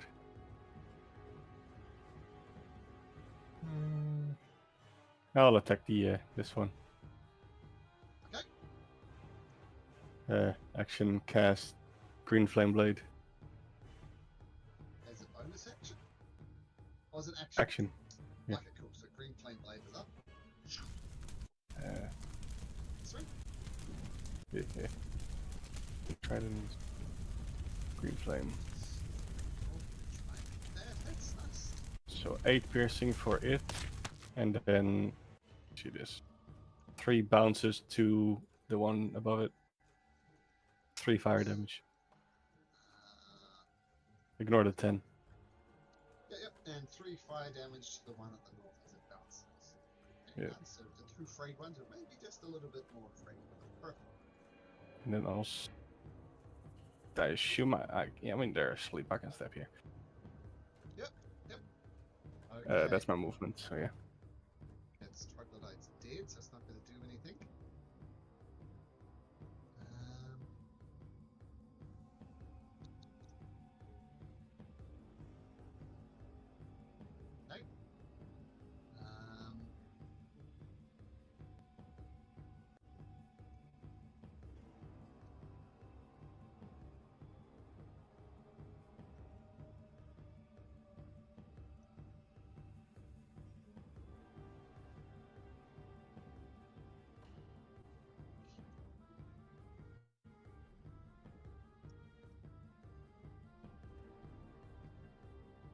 Okay.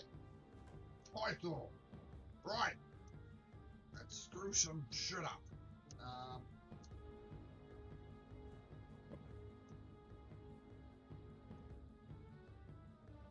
Hey, skinny lad. Oh no, actually, you can attack these ones over here. Take out his mighty Mithral great axe. Swing at the troglodyte right next to him. And he swings at the one to the north of him. They both fall down into the pit. They die. Oh, did you see that, Black? Isn't that awesome? I am amazing. Oh my. Nice job. Oh, and he flexes. And he kind of, hey, skinny lad! Do I attack these sleeping ones or not? Looking to Ulysses. You can also just chuck him in the water. Roar! and he throws one of them in the water. Suplex one behind him. Suplex, yeah. He flexes again. Okay, Odonos. Alright. Is the spike growth still up? Yes.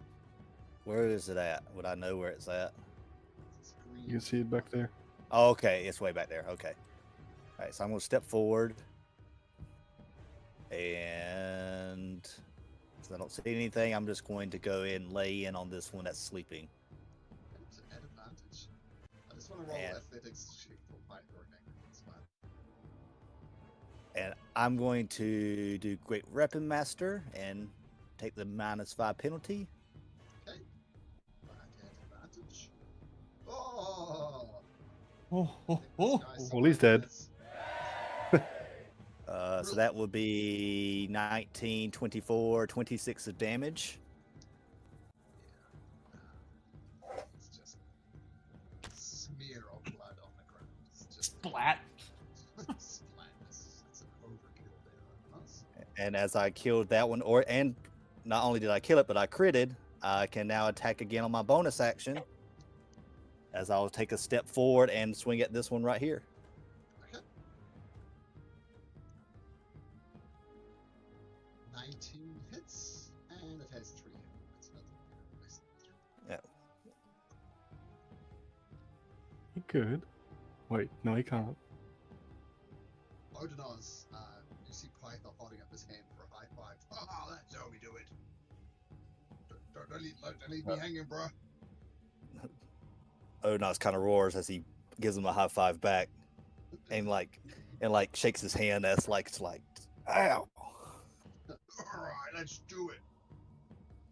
Kyra says, what does Kyra say? Yep, you guys, you got it. You keep on forgetting about my song of heroism, but I know you love me. Just step over there. Leyland. Leyland's just gonna dash forward. 1, 2, 3, 5, 6, 7, 8, 9, 10, 11, 12. And that's my turn. Just getting a little close to the action. Okay. That guy's dead. This guy's hold is an action. That guy's that guy. It's dead. It's dead. It's dead. Stay there. Black. Okay. Move up to here. Is these points we can get around? Oh wait, we can go through allies anyway. Yep. We'll go here, hug it on the wall, and then I'll stick out a ghostly hand and let a chill touch try to touch this guy right here. It's an attack roll, I believe. Yeah. Misses. That is fine, and yeah, that'll do it. Okay. Stay here. Ulysses. Let's just actually have a look about what's going on because he's still pretty much in the dark. Oh, there's still some guys in the back. Let's just do Hold the Dead with some 15 saving throw. 50 rolls a 6, so roll the dead. It's perfectly, so roll your damage.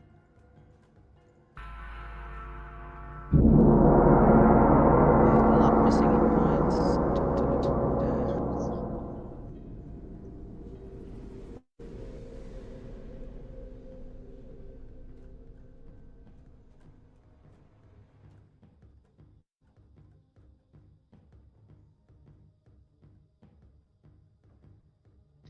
Sure, you rolled the damage, I'm still not seeing it. Yeah, no, computer being very slow, and 1 point damage. It's hardly worth the wait. But still, rings out, do some damage, Aye. heads up. I think Ulysses is slightly grossed out by the fact that so many of these creatures just got tossed into the water completely thoughtlessly. Like, Python put a lot of thought into it, but sure. Okay, assuming that's your turn. Helios, Yep. your shield of faith up. Yeah, time to charge. That's all I can do. Damn it. This is like shit there anyway. I'll toss the javelin at the front one. Okay, cool. Which This is got 12 with this. the edified. 19 19. hits. And there you go. Ooh. Growls back at you. 15, 14. And I'll Okay. wait. Cool.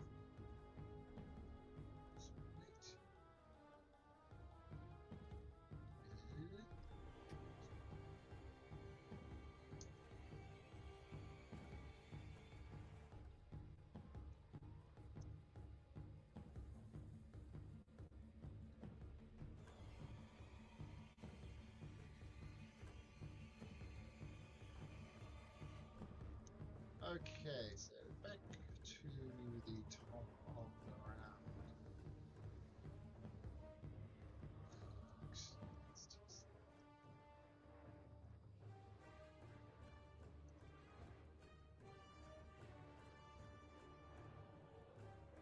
Oh, wait.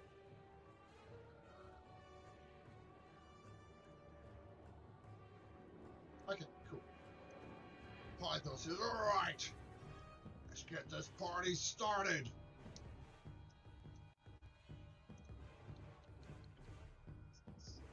Charges forward, steps in the spike rope, not seeming to care.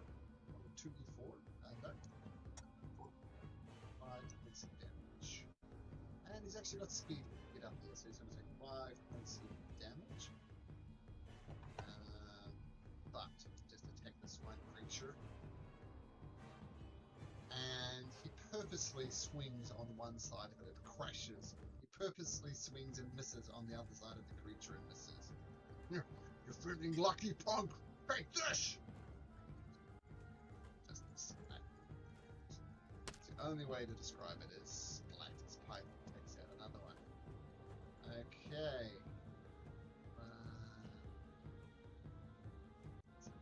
Odonos. Onos charges forward. 1, 2, 3, 4, 5, 6. Is it difficult terrain going through an ally? No, some DMs do that. I don't. And 6. Standing right on the outside. Will actually drop his axe on the ground at this point in time and take out a javelin and hurl it at the one that's in front. Okay. I will.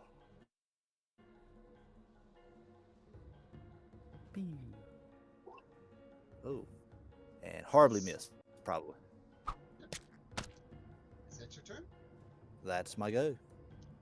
Kyra says you gotta listen to my tunes, Odonos. I'm singing for you, man. Rerolled that. That's why I specifically asked if it was the end of your turn. She's singing. She continues to sing. What's your favorite style? I would do death metal if you can listen to me. She just goes. It's his song of heroism. Okay, Leyland. All right.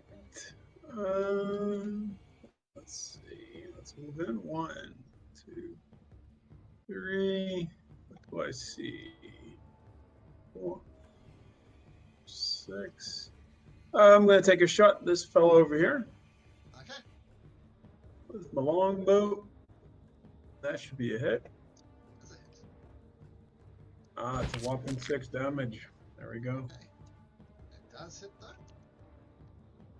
And Does not enjoy this, so it growled.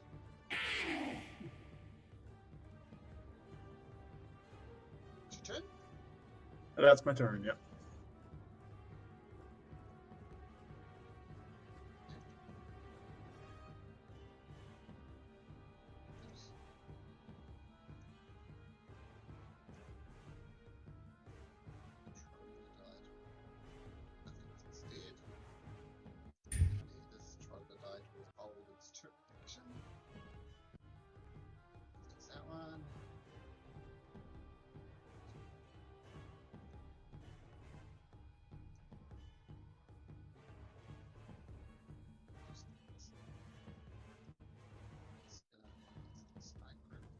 action, Black. Okay, well, allies need to get through there and they're not moving. I'll go ahead and drop concentration on spike growth. Okay, And as the then- spike growth goes down, they're going to take their prepared actions. And the prepared action was to rush war. 6. Pythor and Odinons, you can have an attack of opportunity. Pythor cannot resist the opportunity. Are you going to take the swing as well, Odinons? I will, as I will try to claw him, even though I don't have a weapon in hand. Is I this, don't think we need is to. this... Oh, did he hit? Yeah, Yeah. 21 damage. But you hit as well. You can roll damage as well, because rolling dice is fun. 8. Okay, once Damn. again, just a plain old smear on the ground. And this guy 2 rushes forward. 1, 2, 3, 4, 5, 6. Okay. I will go ahead and take my reaction, Malcolm's, for my Hail of Spores since he moved within 10 feet of me. This guy right here. Okay, so what happens? He needs to... So he needs to do a con save of 14, or because I have my other thing up, he's going to take 2d4 damage. What a 90. Okay, so nothing happens, but, you know, flavor-wise, you see that black cloud around Black go into him, and then nothing happens, unfortunately. Turns out these very stinky creatures don't care about your stinky spell. 6. Oh, there's a corridor there. Okay. 6. 6. We just put. They had the held action, and the held action was when the spikes went down. They're going to charge for it. Oh, and this guy too. There we go. Okay, as you were Black. Choke point worked for a minute. Not even that. Yeah. All right, we'll move up to here, and I'll go ahead and take a swing on this guy with my polearm. Okay. Or, I'm sorry, my quarterstaff, yeah. Hits. Okay, and it's this plus a d6 because of my cloud is up. This d6 is necrotic if there is it. 8 bludgeoning, 3 necrotic, total of 11. To which guy? The guy. Which guy? To the north of me. Yeah, this guy. Okay. He puts out a growl, but he doesn't. Okay, and then I will go ahead and use my Polearm Master to use the other end of it to smack him. Okay. As a bonus. Sure. So, Bonus action, smack to the face. Smack to the face. yeah. This one. Oh, that's You're doing more than 2 points of damage. So down it goes. yeah, yeah. Plus the d6. Yep. Okay. So 2 left after that. Okay, nice one. And that'll be my turn. Okay. This guy here, right in front of these ones here are slightly bigger than the other ones. It sees you, Odinons. You attacked recklessly last turn, is that correct? That is not correct because I threw a javelin, and that's true. I don't think I can reckless attack with a ranged weapon. Okay, well, rage is, reckless is down regardless, so these will just be straight rolls. It goes to bite you, straight roll, 11, miss. Goes to claw you, twice, 1 claw misses, but the next one rakes across your body for a natural 20! Yay! For 7 points of damage, reduced to 3 because of your rage. Okay.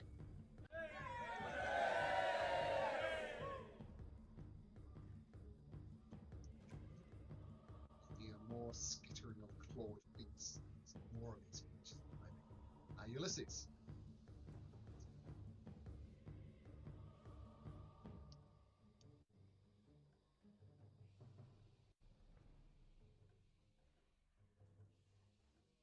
You're muted, by the way. Giving us a beautiful monologue, we don't hear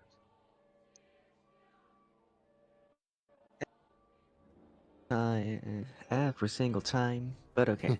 I was just like, slowly moving forward because Pythor is there and he's just like tearing through them anyway. So, the only one who actually got hurt was Odinos, and he didn't even get hurt that badly. Is that right? Oh, yeah. Oh, maybe you can't see his hit point bar, but that's his hit point bar there. Yeah, Might be yeah, slightly that's not off too the map. bad.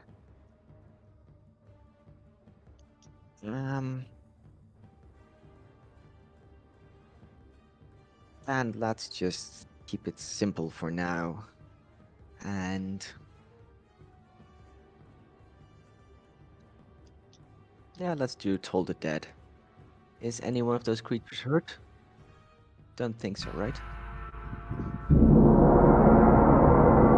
Let's do this one. That roll a 20 on this thing, so no damage. Alright, that's my turn. Okay, a dirty 20, by the way, not a natural 20, but still. Okay. Helios. Okay. Action Green Flame Blade attack the one above me. Okay. So, Trident. 18 to hit for 10 damage and 3 bounce to the next one next to me. Okay, sure. Get 10 to this one. And 3 to this one. And got it. And then I'll action surge and do the reverse. I'll attack the one to the left of me Great, with I love Green it. Flame Blade. So 10 damage again. Wow. What the hell? Max damage. And then 3 bounces to the one above me. Oh, guess what? They both have 13 hit points, so that was Ah, done perfect. absolutely perfectly. And I'll step forward and seal the wall. Hold the line! That's it. That guy. Okay, nicely. That is a perfect use of Green Flame Blade. I love it. Okay. More skittering feet coming from the south. There. There. Still there. Dash action, dash action. There for that guy. Stay there.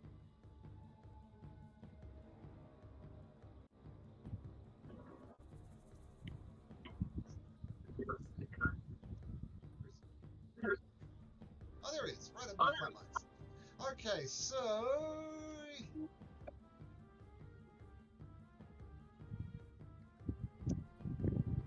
he's going to take a step forward into the square. He's going to attack with disadvantage. He's in the square, but he's going to attack Odinos. Odinos twice. So it goes to bite you at disadvantage. Was 25. It's happening, Odinos.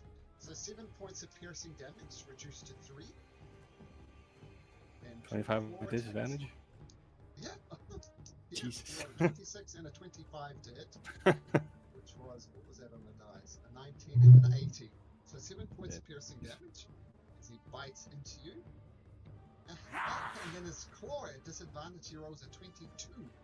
So 6 points of slashing damage reduced to 3.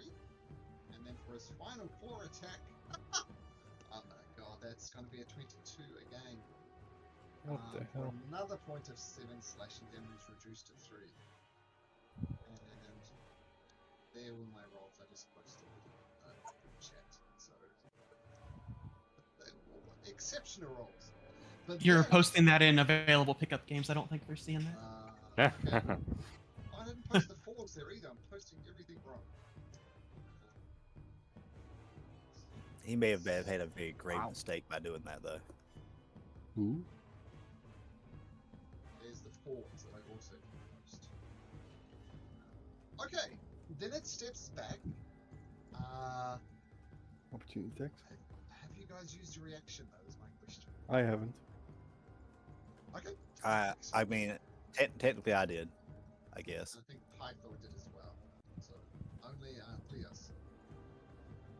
17 hits? 8 damage. Okay. Steps in, beats up Odinos, takes a step back.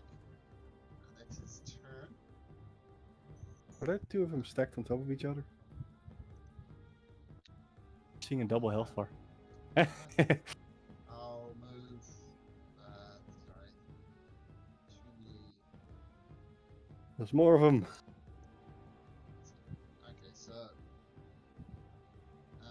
Okay, so yeah, they were stacked. So we'll just go to the next turn. This guy here is going to do the same thing. He's going to rush forward into this square and then retreat back. All reactions are burnt though.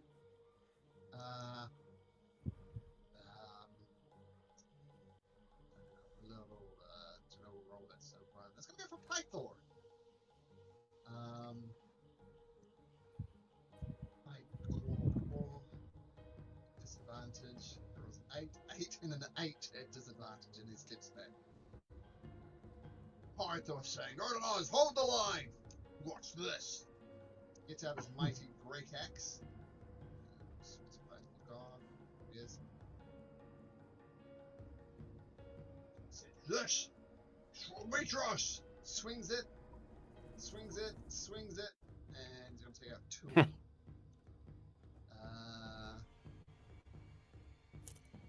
Actually, he doesn't swing the 3rd time. He just turns around and smiles and Odinizes. Shall we do it? And... But I'm your son. Oh, and that's true. Okay, Odinizes, you're up. You are my son. He doesn't say that. Oh god, no. And I'll take a step forward, getting here, and I will recklessly attack. Okay. The one towards the. Let's go with the one diagonal from me. Don't forget, if you hold down your left mouse button, you can do this. Sure. Okay, attacking one to the northeast. Take your sweep. All right, and then I'm going to take the -5 penalty to this. That's a great weapon master. So 20 So, hits. For 25 points of damage. Splat! And then swing around to the guy on the north.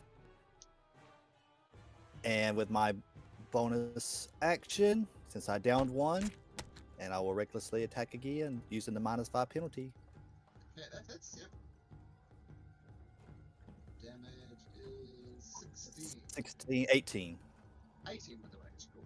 And yeah, that hits him. He screams as you go into another one of his rageful attacks.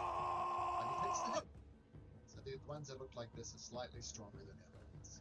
But Yeah. so, well done. Took out one of them. All right, Myra and that says, is my go. That's the way to do it, Overnoz! Good job! Continues to sing Song of Heroes. Leyland. Leon is carefully stepping over the bodies and blood and gore, which is filling up the tunnel. Yep. Trying not to get his shoes too dirty. And let's have a look for a target. He tries to aim carefully past Odinoz, which is rather difficult, and takes a shot at this fellow over there. Okay, let's see if you hit. Alright, let's go. 21. That's it. Alright, 10 damage. Cool. Nice hit. Creature doesn't like it. It rolls back your way in defiance. That's your turn, Leyland? That's my turn, yeah. Advance. Next one. Advance. Also squeezing past his buddy to get to there. And he can actually attack from there. Does have just enough movement. So this is going to be 3 attacks at advantage on Odinoz. He raged, because he recklessly attacked. First one, 18. Odinoz. Is that it? I think that does it. It hits. So 6 points of piercing damage reduced to 3. Due to your rage. 4 attack, natural 1. Man, I keep on doing this. And 24. Oh, it's at advantage, right? 17. Does a 17 hit? Miss. The last one will hit. or 7 points of slashing damage reduced to 3. Okay. Next Troglodyte. Let's do some running up here. Mr. Black. Mm-hmm. Okay. I'll squeeze by newfound friends to let's bonk this one with the stick. Okay.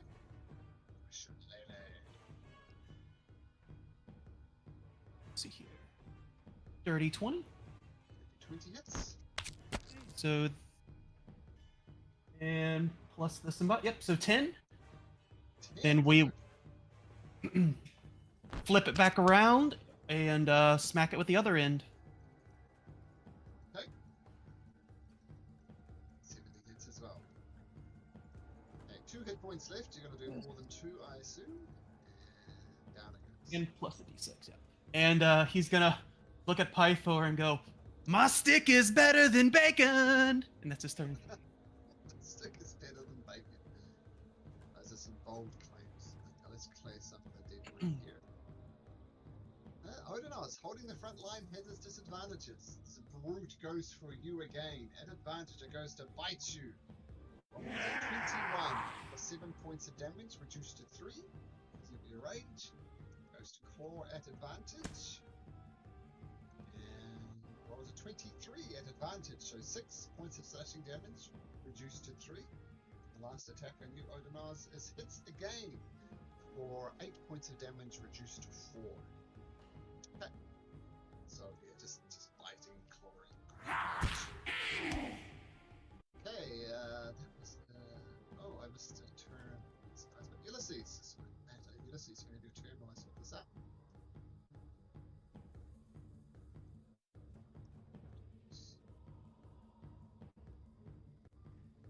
Ulysses. Yeah, Ulysses is going to take a step forward, and oh, there was one there. That's a bummer. That was the turn I was sorting out. I just took the dash action to get there. Should I briefly share the space with Black to heal Odinos? Yeah, sure. No disadvantage or anything. You can do that. Might invoke some attack of opportunities, but you can do that. Yeah, I'm afraid of that, but Ulysses is going to do it because Odinos is not looking well.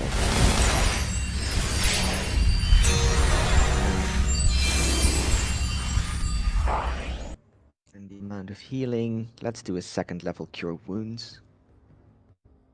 Da-da-da-da.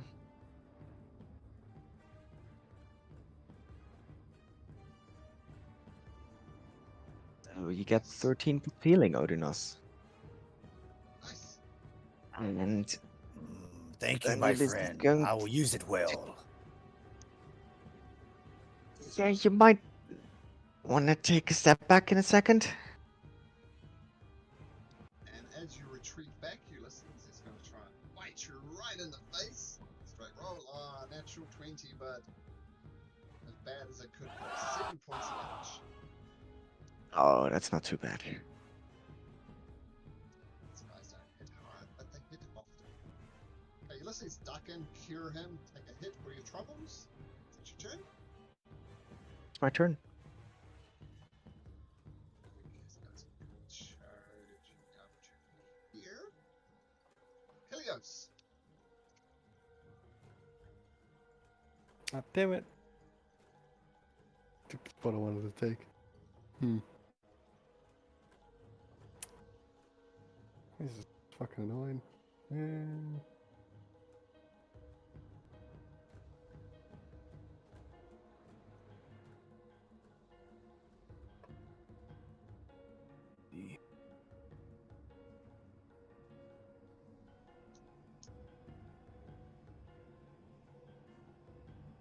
Dang.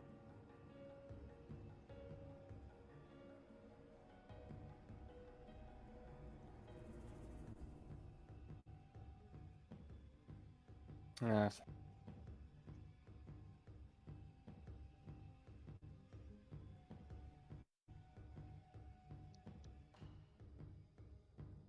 not much I can do really.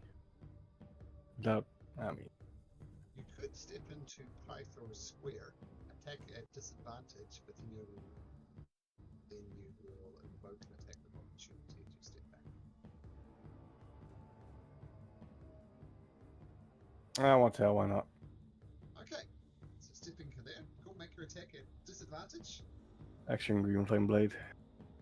Green Flame Blade, okay, cool. God. 24, sadly. 6 damage to the one in front, and Oh, yes. a 3 bounce to the one right there. Gotcha. 6 damage to that one. 3 damage to that one. Isn't it Step 8 back. and 7? Hmm? It's a crit, right? It's not. Yeah, No, disadvantage. Oh, disadvantage. Ah, sorry. You take a step back, and the brute that is standing there will try and claw you.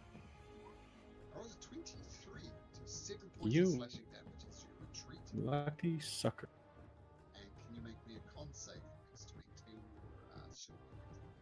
7 damage, you said? 7 damage, yep. So it's DC 10 con save.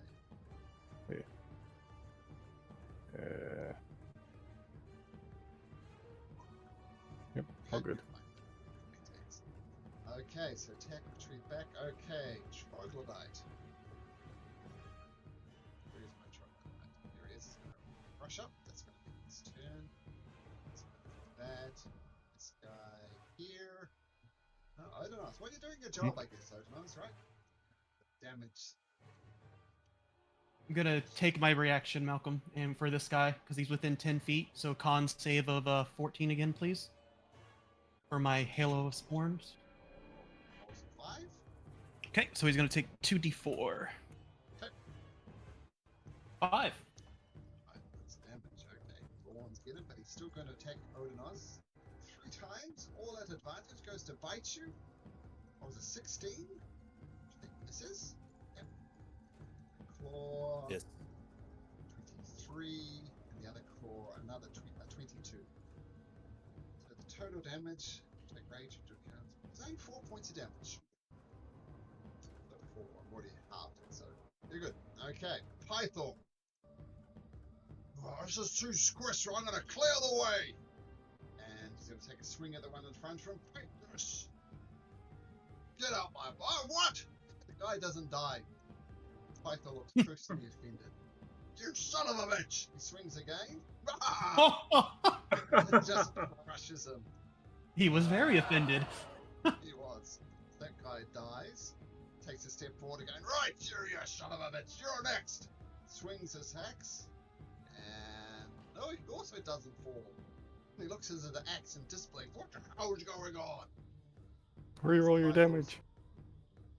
Oh, reroll my damage. That's an excellent idea. Yeah. Thank you, Kyra. And takes a step forward to here, clearing the way a little bit. Okay, Odonas. Taking the hits, what do you do? All right, I'm going to look at the one above me, and we'll swing with. Actually, I can't really see that. Can I see any more of that down that pathway? Is that more of a pathway, or if I can just see what I can see? Oh, to the north?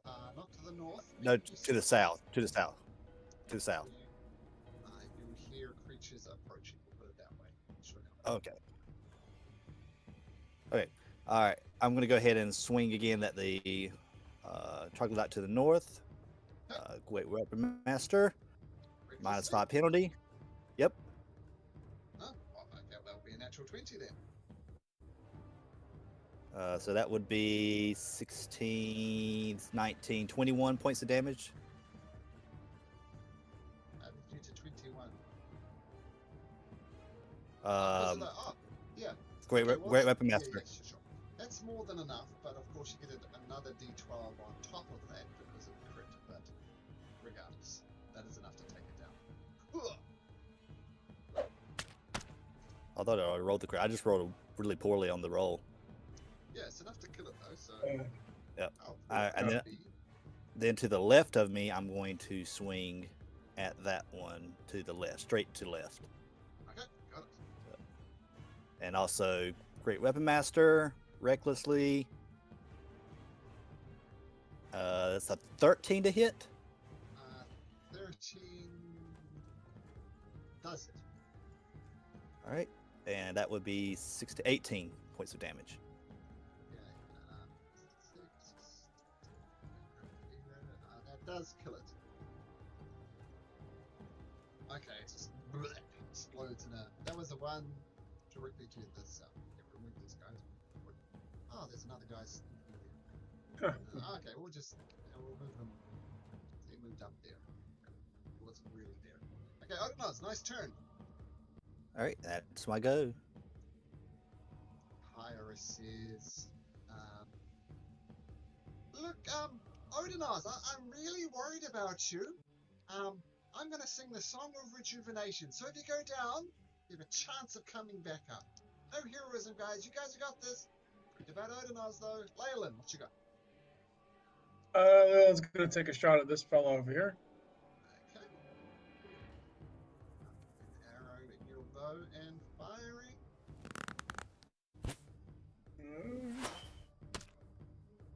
That's a hits. 15. All right. Damage.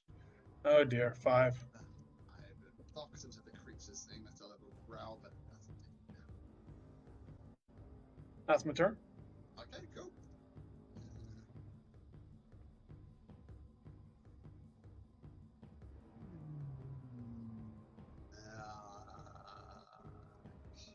No, he's got to take 5 first. Other way around. So fight twice. 2 of them hits for 10 points of damage. But yours but a tickle. This guy's gonna take 5 more as well. It's another 5 points. Oh, but a scratch. Black. Okay. We're gonna. I'm guessing this is a bridge, so I can go underneath it. Yes. Okay. So we're gonna go underneath it to over here. I have a question, Malcolm. So, when this says that when a creature enters my reach, so technically, since I moved, the creature did enter my reach. Yes, no. No, it's their movement. Okay, that's all. So we're gonna do a normal, just a smack on this guy then. Okay.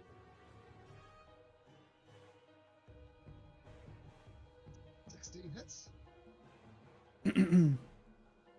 And the D4, D6, sorry for my necrotic spore damage, so total of 11. Okay, down it goes. I'll flip it around, use my bonus attack to hit him. To the face. Yes. Ah, there we go. All right, so let's hit crit for this. Ooh. And then I get 2d6 on top of this for the crit for my spores. 9 plus 9, 18. Okay, Okay. give him a big old smack. Yeah, well done. That'll be my turn. You hear roaring from above you. We hear the cracking of stone. Run, run. And the creature with, it's like What a the? dog with 2 heads Oh shit. cracks out of the statue, kind of lands there. Give it a big save to see how well it does it. Jump. Fail. Jeez. Go. So lands. Why don't you roll this, Doug? It needs a 5. I'll say 10 to do it. Let's roll a d20 and add 2. 8. Oh, here we go. So it does this really cool move, crouches out of it, but then lands on his butt over there. Initiative. Okay, Ulysses.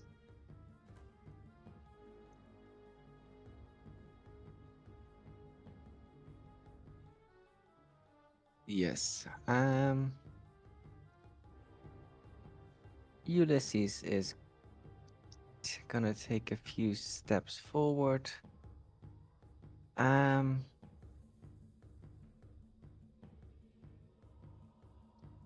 He's going to see that awful creature. Mm-hmm. And then he's going to try to do something about it. And I'm quickly going to double check to see what he's going to do. Um,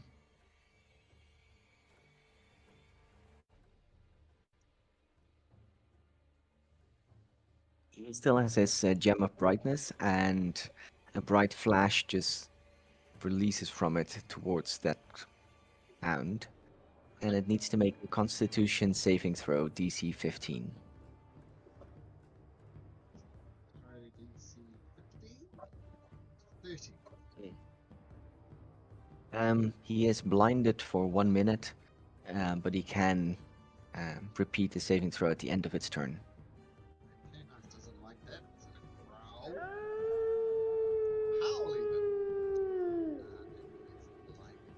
Okay, for 1 minute, but it's gonna make the saves. Okay, nice that.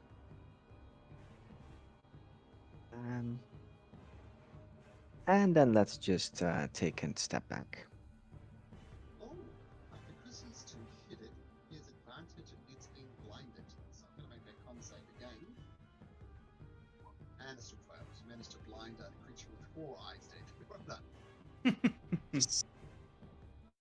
Okay, cool. Okay, and retreating back, the troglodyte brute is going to unload on the Odinars for all advantage. Goes for the bite. Rolls a 24. So 7 points of damage reduced to 3 Odinars. Goes for another claw attack. Rolls a 24. 5 points of damage reduced to 2. And the next claw hits as well. 8 points of slashing damage reduced to 4. Did you get all of that, Odinars? I got it. Okay, cool. Yeah, so just absolutely just loads of growling. Okay, the death dog. That's what it's called. It shakes its head.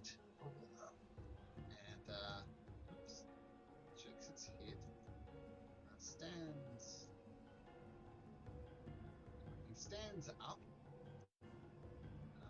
He's going to smell black, and he's going to go towards them. So he will attack. It's going to be a disadvantage because he's blinded. And I'll use my reaction for Polar Master now. Okay, sure. Yep. That hits.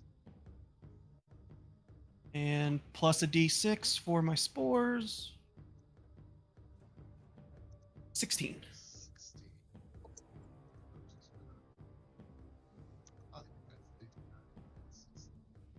Okay, got it. Alright, so it gets up, it growls, it goes to bite you, making 2 bite attacks. Both at disadvantage. The first bite attack is a 6. It's a miss. The second bite attack is a 16. 18 shifted right now. Okay, so it's snapping away blinded. And it's going to make another wisdom saving throw. At advantage, it's got 2 hits. There we go. It shakes Constitution. Up 8. Constitution. What did I roll? Wisdom is one less. So 17. Does a 17 work? That works. So it's no longer blinded. It's turn. Helios. Damn it. Start seeing what the hell's going on.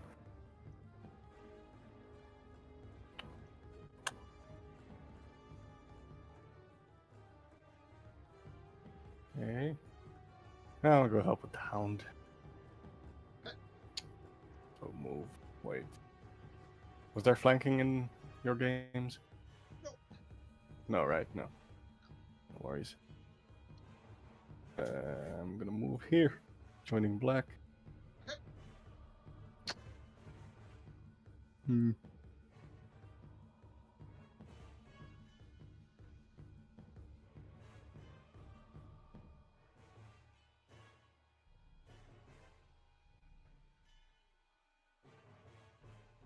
Yeah, just normal attack on the hound. Well, Okay. we'll do booming blade in case it moves. Okay. Still normal attack, pretty much.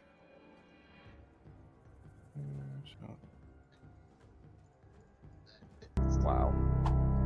9 damage now. 1 if it moves.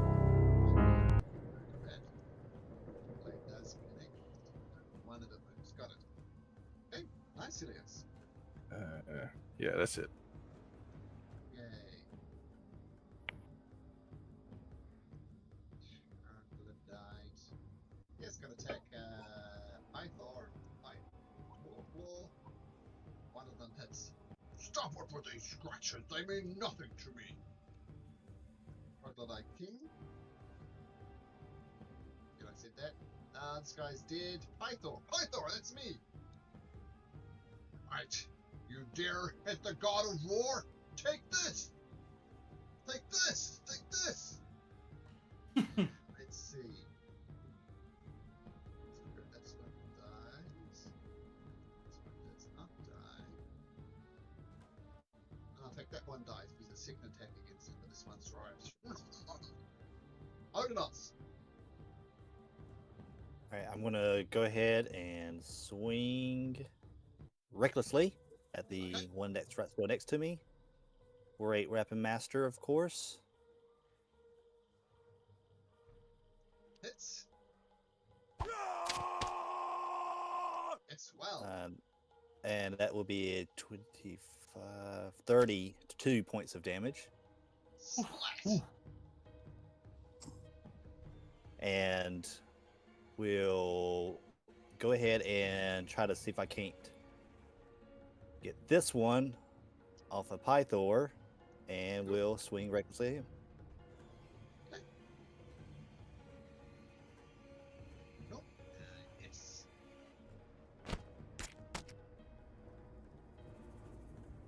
So that is, I mean, is that minus? It is -5, and that so it's 12 hit. Oh, sorry. Yes, the lesser one's 12 does it. So that's 16 damage. Yep, or 18 damage because of rage. 18 even better. Okay, and you and Pythor are both covered in you're just carving through these creatures.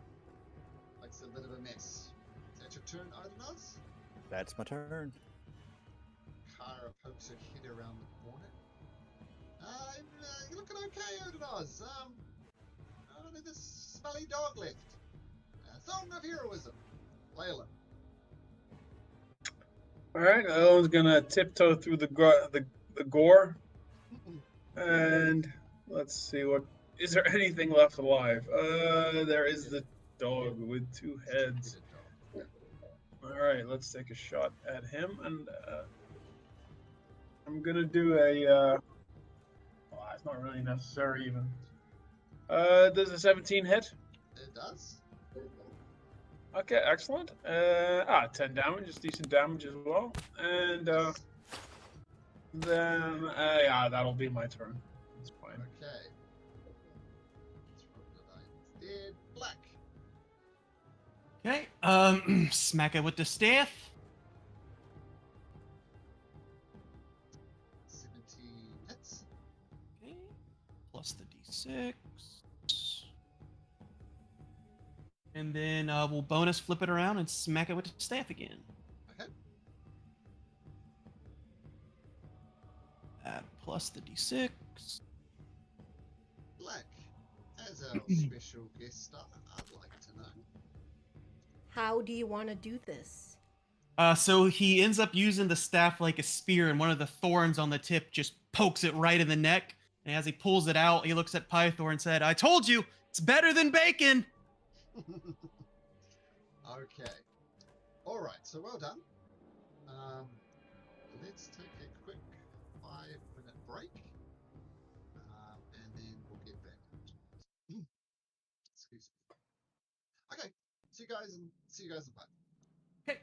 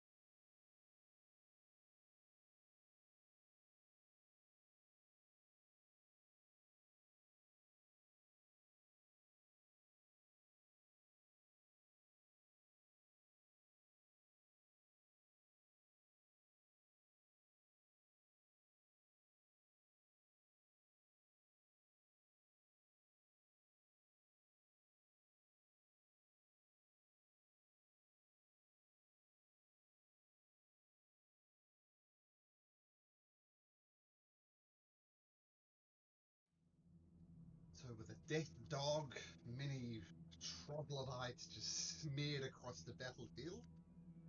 What do you guys do?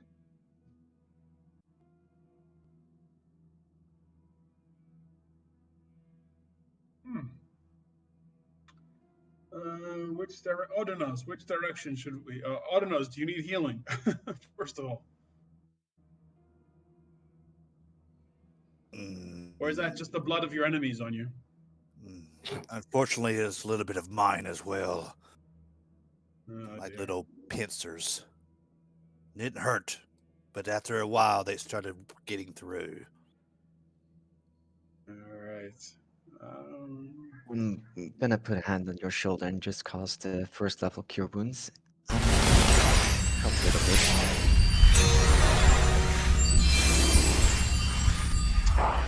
Let's see. Kyra, do you have any healing abilities? I'm just a singer. Sorry. All right. Black will make his way over. I have 5 left here. Eat 5 of these. So eat 5 good berries, and he's going to cast good berry again, making 10, giving you 10 more good berries. If you eat all 15, that's a total of 15 healing. Now, there is All a right. problem with doing that. One good berry is good for 1 full day's of food. You're feeding him 5 days worth of food, and there's a chance it could go wrong. Do you still wish to feed him? Well, I guess, do you still wish to eat 5 berries?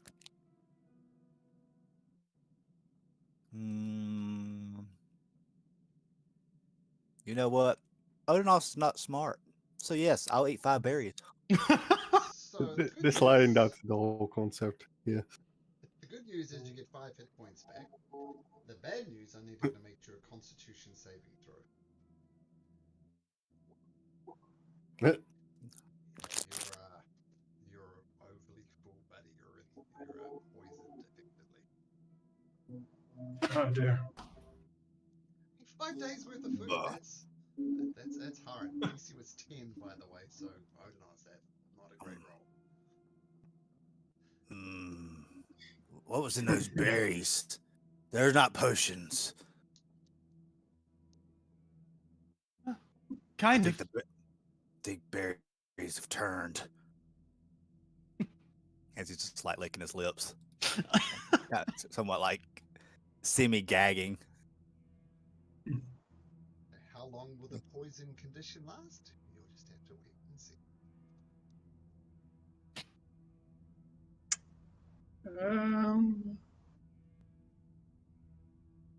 Hang on.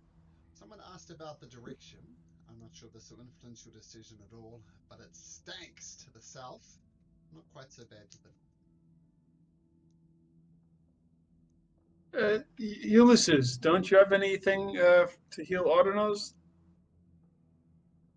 Well, Extra? I gave him some healing, but I'd rather not spend all my divine magic on Okay. him right now. Okay. All right. So Looks to the okay. south is a foul stench. Yeah, and I'm saying Odin's, you pick up burning sounds as well, burning smells coming from, kind of hard to show, but kind of around like that. You're burning sounds. Odinod belches. That was foul. But I think I made sure, and he kind of points to the south. I think I smelt something first before I did that. Are these caves lit, or is it complete? Nope. Would it be darkness without? Completely dark. Okay. All right. And what do we hear anything or smell anything from the east, from the west, or from the north? From the south, it just smells like shit, quite frankly. From the north, not so bad. And Odin says he picked up some smells from the south, some burning smells, like something cooking, perhaps. Yeah. But here to the left, this looks like a man-made passageway. Sorry, this is a bit deceptive. This is a bridge that's going over there. So you can walk under the bridge and go north, or you'd have to climb on top of the bridge to go down this corridor. It's a bridge. Yeah. Well, All right. Yeah. I got it. So you can go north or south easily at this point, but not up this Could way. could I throw a rope over the bridge to climb up? Well, yeah, sure. Make me a survival check. Guidance. Survival. Guidance. There it comes. All right. So D4 on top of this. Could I use I help. acrobatics instead? Sure. Okay, that's a little more in my ballpark. And guidance is a D4? All right. It is. 20, no, 30, 20. No problem. So you kind of throw the rope over the top, tie it off, and climb up the rope, and you can get up there now. And this, All this right. isn't I'll be having. This was the stone dog that Yeah. cracked Yeah. out. So that's Yeah. Exactly. All right. That was the Ghostbusters dog. I'm gonna have a look with my torch around the corners. Okay. I say this doesn't seem to be. Yeah. Yeah. Exactly. Yeah. Mm-hmm. Yeah. I just see that off to the east. I call down, or I quietly call down. I say, "Here, this seems to be man-made or some sort of artificial structures here. Maybe it would be an idea to come up here, and because I imagine the forge would be in a sort of a man-made environment rather than these natural tunnels." Mm-hmm. How tall is how high up is the bridge anyway? Oh, say 15 feet. Fuck. So that's my suggestion anyway.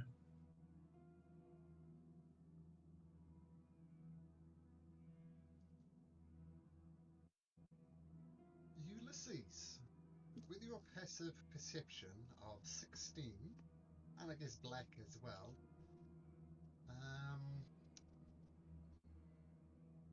you hear, how would I describe this?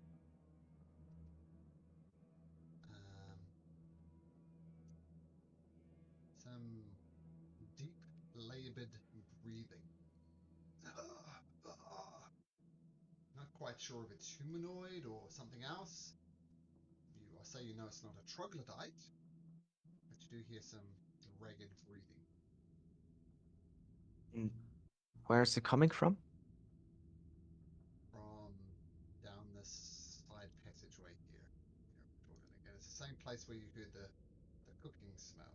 Oops, that's not the right there.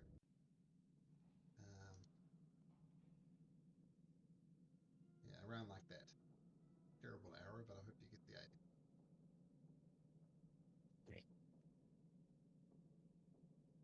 There's definitely something around the corner over there. If you want to get up this bridge, I think we should go quickly.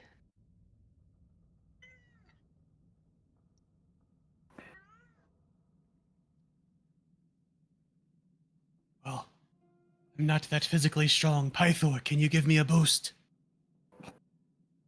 Sure. And this is a natural 20. You're going to go flying. So we'll see. Way to go, lad. He throws you up on top here. Helios is gonna take a step back and take a run at it, and then do a vertical jump. Okay, athletics or acrobatics? Up to you. It sounds more athletics. By standard jump distance stuff, you can reach the bridge with his hands. Ah, sure. Okay, so reach the hands and pull yourself up. No problem. Oh, Ulysses, awesome. You wanted me to throw you up there? Hold still, lad. And he throws you anyway. No!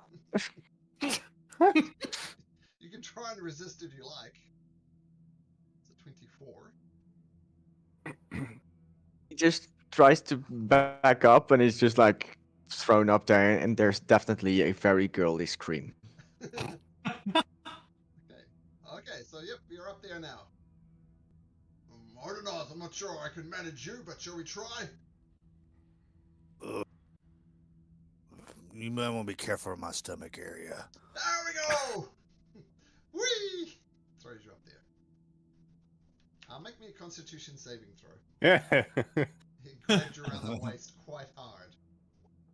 Ah, yeah, you managed to hold down whatever it is. All right, Kyra, you're next. You keep your goddamn hands off me. I can do this myself.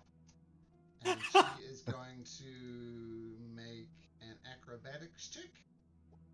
Yeah, see? And that's a terrible roll for Kyra. She sings herself her song and she rolls it again. Ah, come on. Plus 20, fucking hell. There we go, 36. And she grabs hold of it, swings a couple of times, swings enough, does a backwards flip and lands next to Black. Right, step aside, I'm coming! Natural one falls on his butt. Oh, shit. Sorry. I was a bit winded by all this throwing. There we go, jumps back up. Okay, so you're all on top of the bridge now. Some of you willingly, some of you Ulysses. What do you do?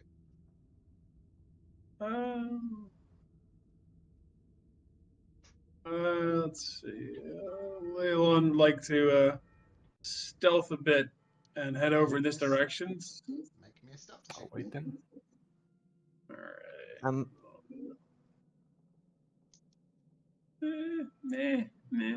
get there in a second. Just want to know what David was going to say. David, what do you say? Or do? Yeah, this was where the death dog came from. So I'm going to listen to try to detect any sounds of more creatures, more death dogs. Okay. Make me a perception check.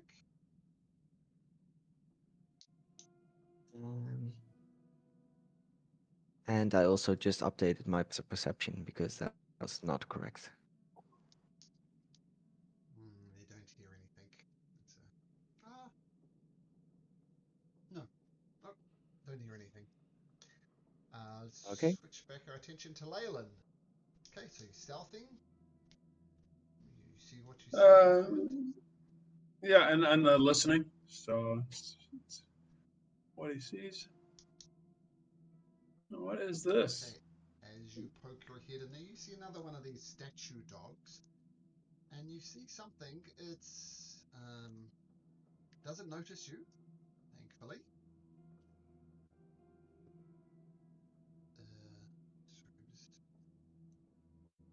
There we go. It looks like a scraggly chicken. It's very bony. It's got spikes coming out of it, and it's kind of squawking away. It almost looks like a hybrid of a lizard and a bird, and it's got like bat-like wings. It doesn't appear to have seen you. All right, I'm gonna move on back, and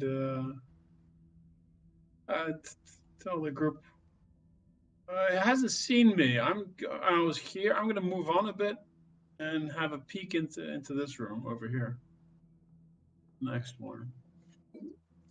And there's another one of these birds. Let's see. Oh, there's a whole bunch to this. Doesn't seem to be anything interesting here. I tell the group what I see. There's in the first room. There's a statue and a sort of a strange bird, lizard creature. And in the next room, there seems to be another one of these statues, at least one, and the two of those creatures. And I don't really. They seem to be dead ends. So perhaps we should head the other direction.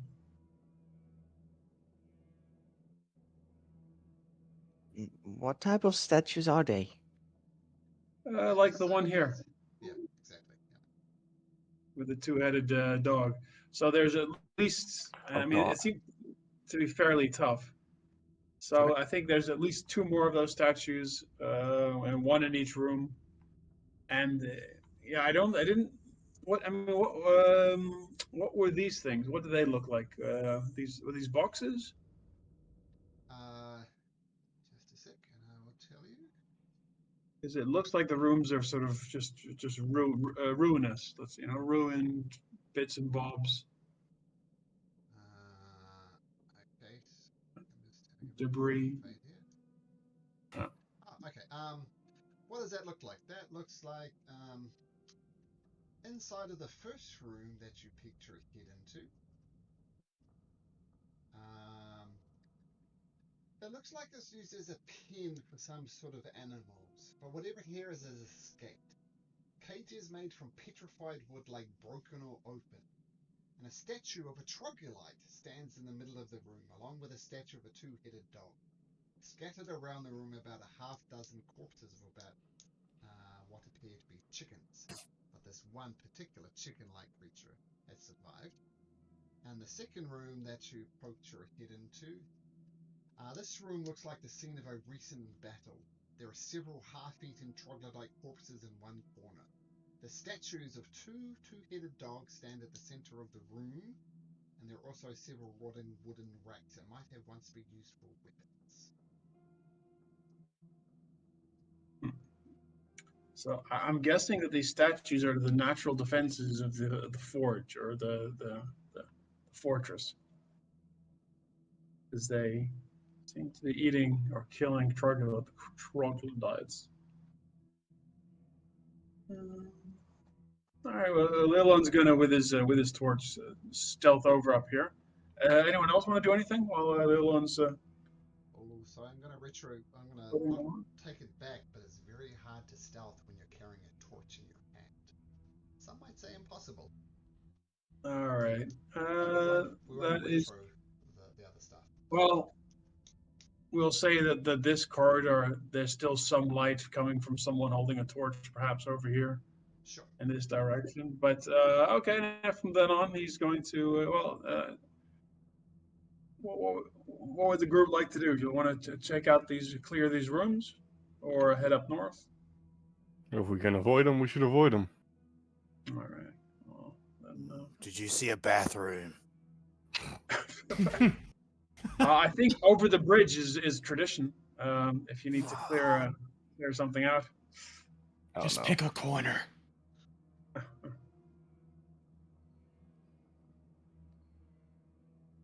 Just as you're thinking about this, something escapes from your stomach, Odinaz, and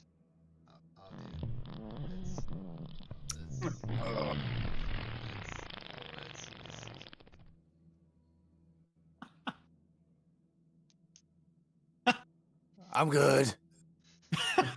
You feel a bit better, strangely, after releasing some gas.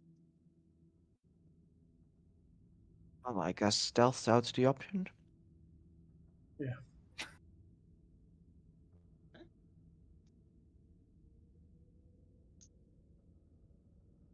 Start moving on this corridor. I remember Helios also has a light on his trident.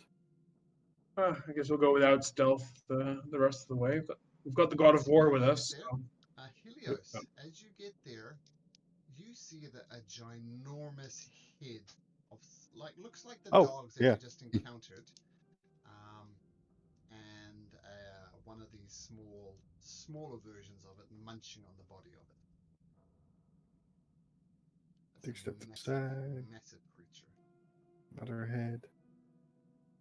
And it seems fully engaged in chewing and eating this corpse.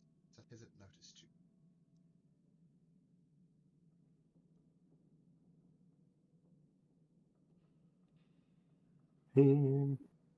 Just gonna step forward. Okay. Hope not to make too much noise.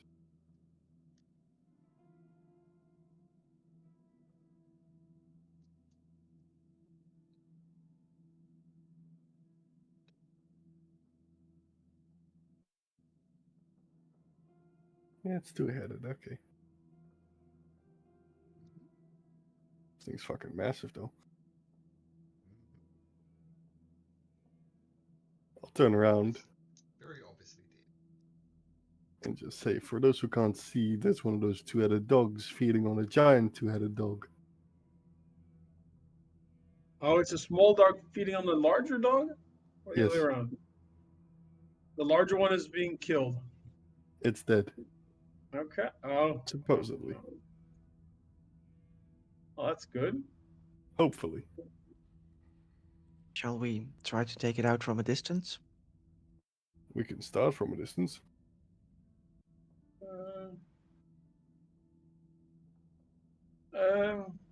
What's down this corridor over here?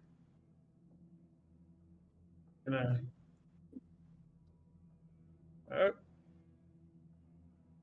gonna put my torch down over here, Okay.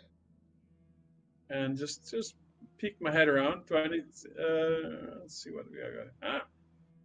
Okay, so this looks like it was once a storage room. It is filled with rotting snacks, rotting sacks, and broken crates. And this fellow over here, what's his deal? The fellow in there? Oh, okay. Where's the skeleton? Yeah. Well, or it's just some traveler's remains. It is a dwarven skeleton. Okay. Ah, I collect the skull. Okay. Note down one dwarven skeleton. All right. And then I move back to the group. Well, what we could do is that maybe one person gets in the corridor here, and then I could go up, I could shoot at the creature and pull back, and then you could ambush it when it gets here.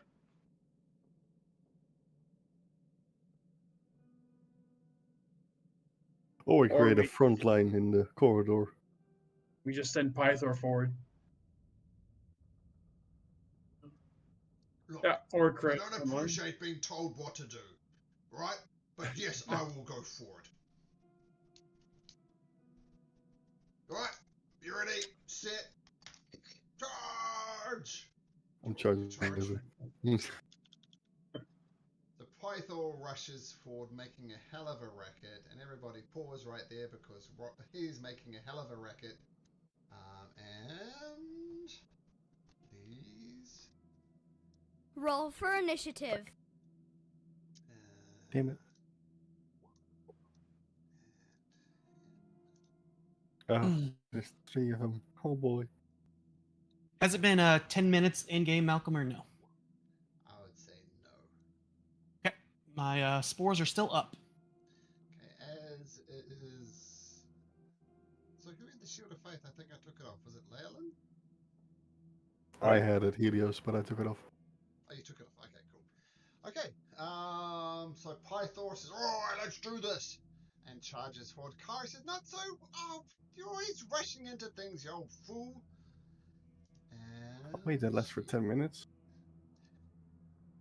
Okay, feel free to put it on if you want to.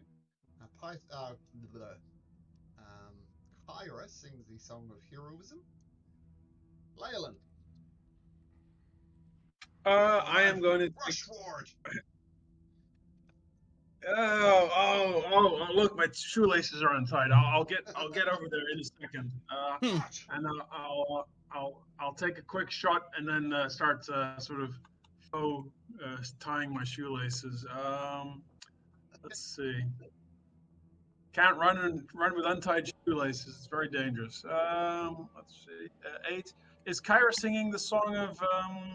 Yes. Yes. I'm gonna re-roll that damage. See if we can squeeze a bit more out of that. Oh no, I don't. Okay, that's 5 damage. That's what I get for not rushing forward. That's my turn.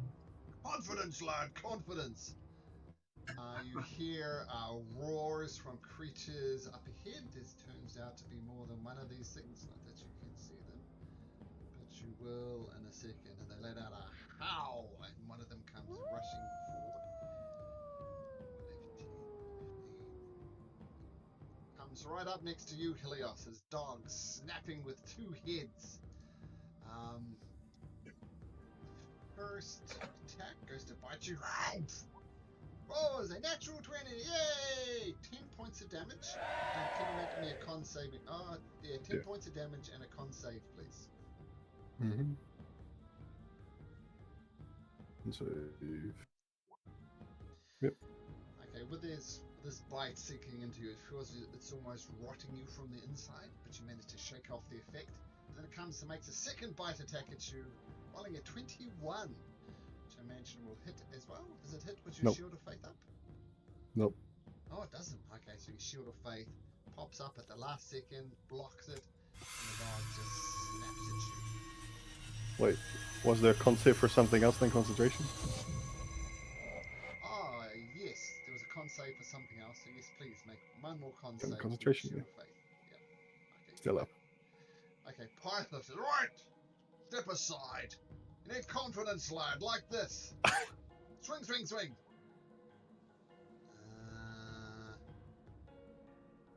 Hit. They all hit, yeah, just. He smashes the dog into smithereens. Who's next? And Python takes a step back and says oh, his Helios is right there. Did you see that, lad? Oh, that's how you do it. Leyland, aren't I magnificent? Black, Kyra, did you see that? So very, very cool. Black. Okay, slam the staff on the ground, bonus action shillelagh. And then I will hold an attack action. Which attack action under what condition? It's gonna be basically two things at the same thing. Attack action for when something comes within my reach, and then I'll be using my reaction for Polar Master as well for that. So. Wow. Okay, it's your All right. First one, normal attack. attack misses. Okay, and reaction attack. Hits. Okay. The extra spore damage. 10 total. Okay, fantastic. Is that your turn? Yep. Oh, you should know this, Black. I'm singing the song, man. No need to miss. Okay, to take a step back. Oh, sorry, I skipped you there for a second. Ulysses, you're up.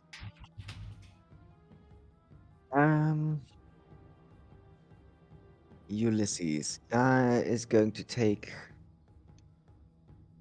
a step forward and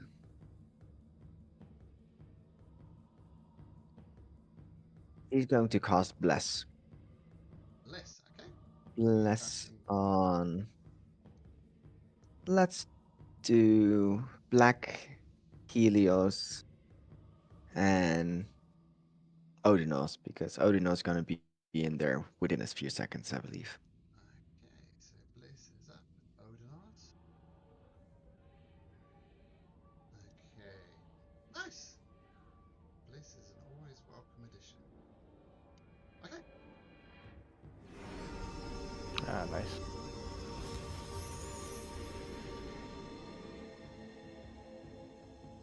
Is that your turn? You staying there?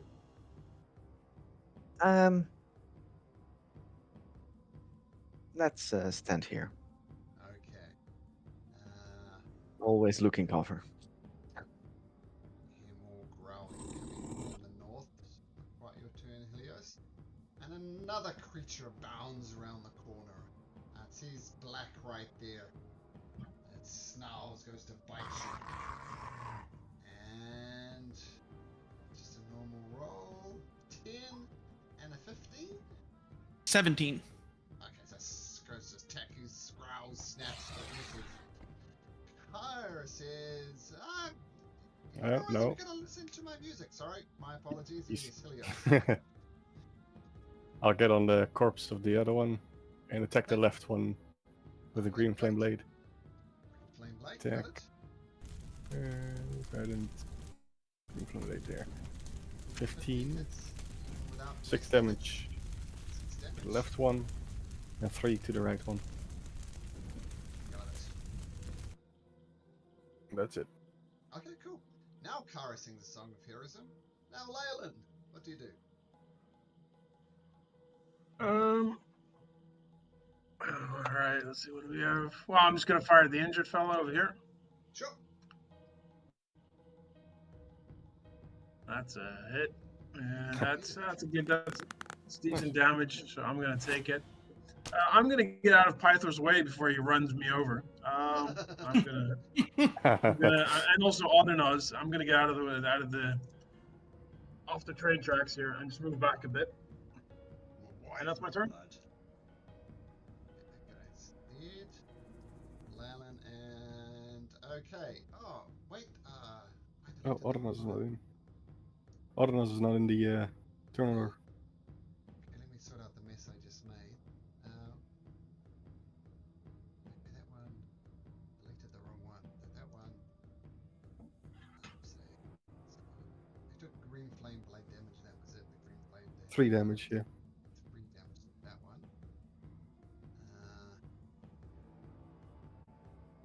And Odonos is not in the order. What did Odonos? Well, Odonos isn't here, is he? Is he? Oh, sorry, I'm confused. He's only listening, yeah, because he's on mobile. Okay, I'll tell you what.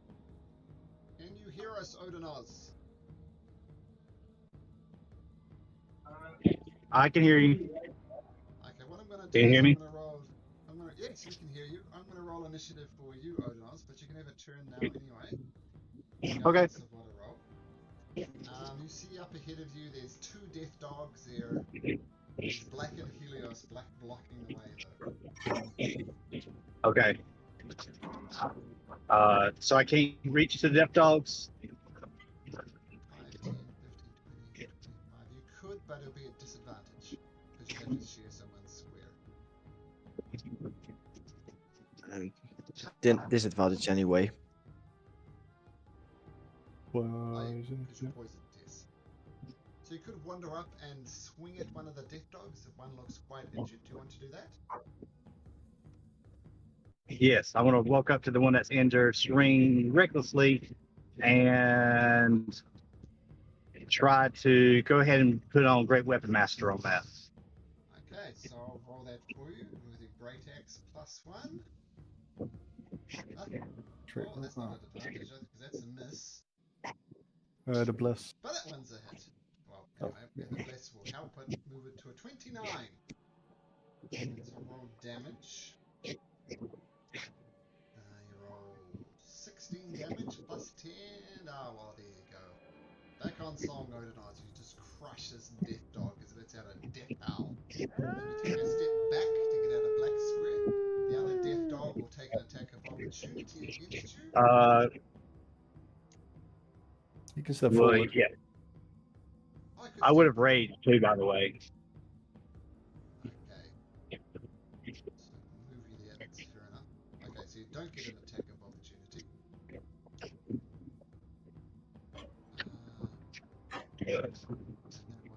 Okay, cool.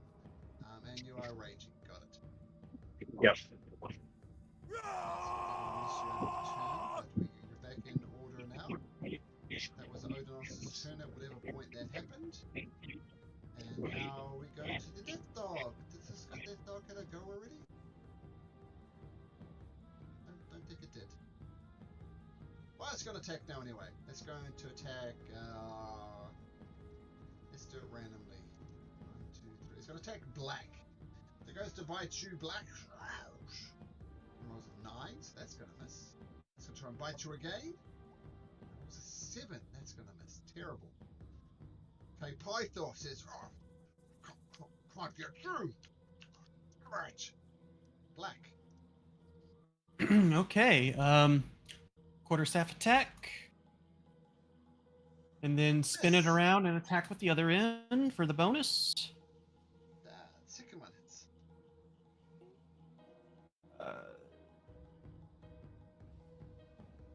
8 total. Okay, got it. Any bonuses or anything, or are you done? The extra attack was my bonus. Okay. Alright. Kara says, it's like people can't even hear my music. I'm singing and no one's listening. Odinaz, you're up again. Do you want to take a swing at that other death dog? I would. Recklessly, Great Weapon Master? Absolutely. Okay, so add roll. Oh, natural 20. You're welcome to him. Okay, so there's that. 12 points of damage from your normal attack. Plus 10 is 22. I think I rolled Plus the 2 worst for rage. 4. Okay, so great hit, but you don't quite take it out, unfortunately. Since I had a crit, even though I didn't down it, I did crit, so that means I still get another attack from a bonus action. Okay. Oh, okay, we'll do that again.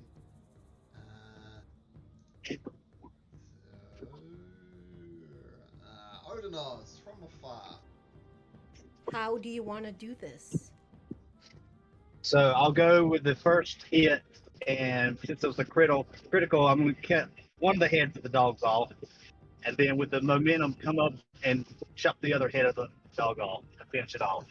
That's the only way to finish off two-headed dogs. Fantastic. Okay.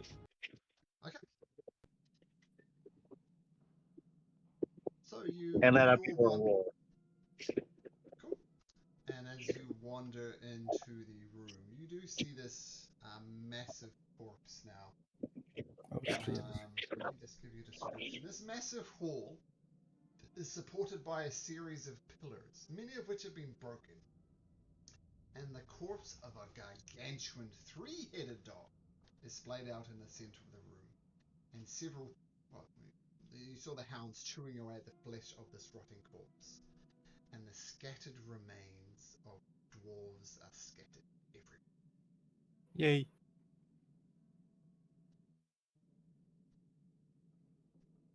Tall collection time.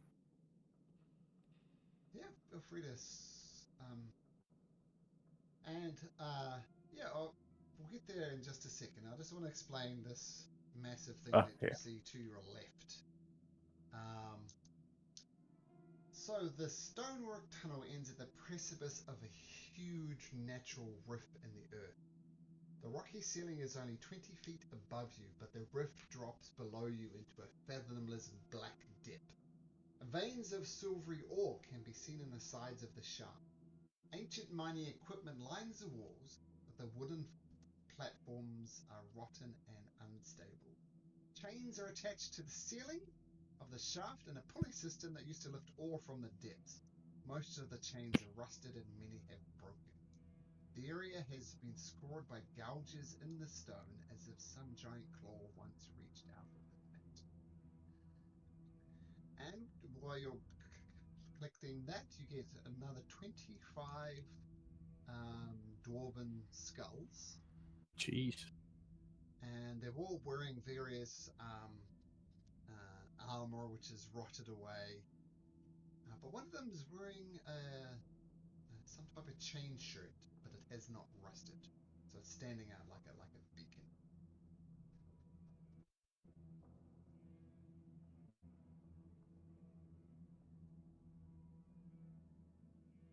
Change shirt. Well, let's have a closer look. Yeah. Okay, can you make me investigation or history? Actually, investigation or history, your choice.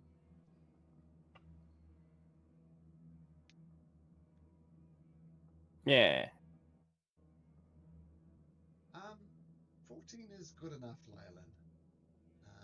You remember this was a Mithral mine. This is a Mithral chain shirt. Interesting.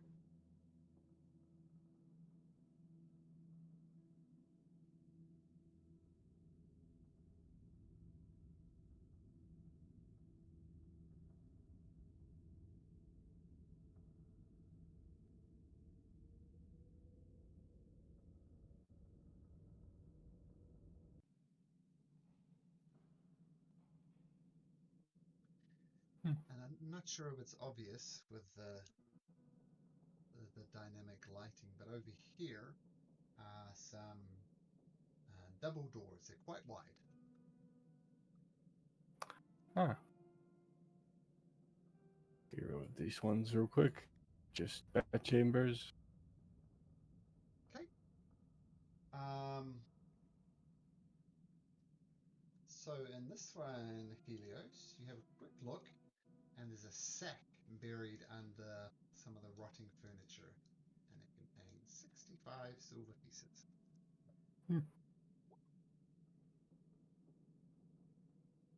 Take that, I guess. It's not much.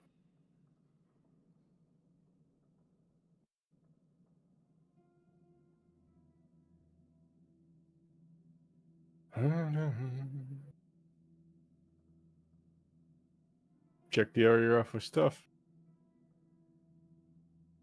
Okay, Leyland checking the next room. Just junk. Nothing much of value in there.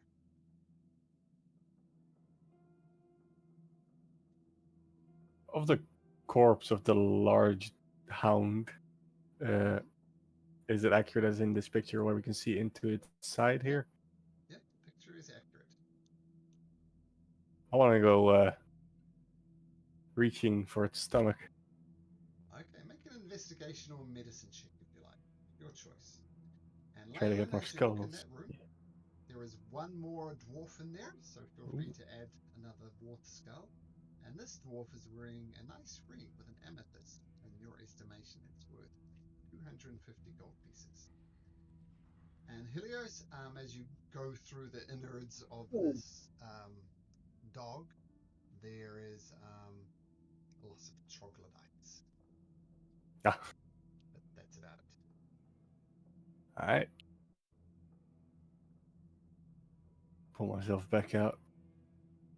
Press the T to Ulysses, keep myself clean. Oh. Go ahead. would like to have a look at the giant dog and see if he can determine how it died. Sure. Make a medicine check, we'll say.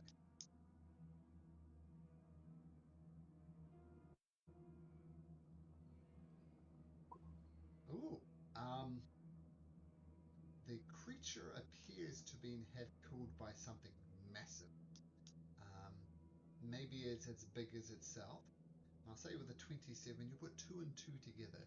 Because you remember I mentioned there were claw marks, giant claw marks in this shaft, and there's giant claw marks in this creature. So whatever came up from the shaft killed this creature.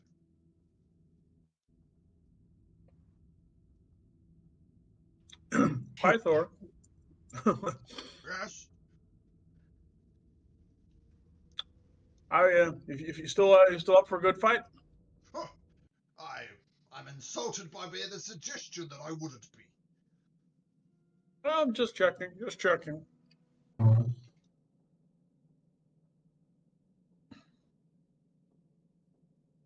Ulysses, do you tell the group? Oh yeah, I would tell the group.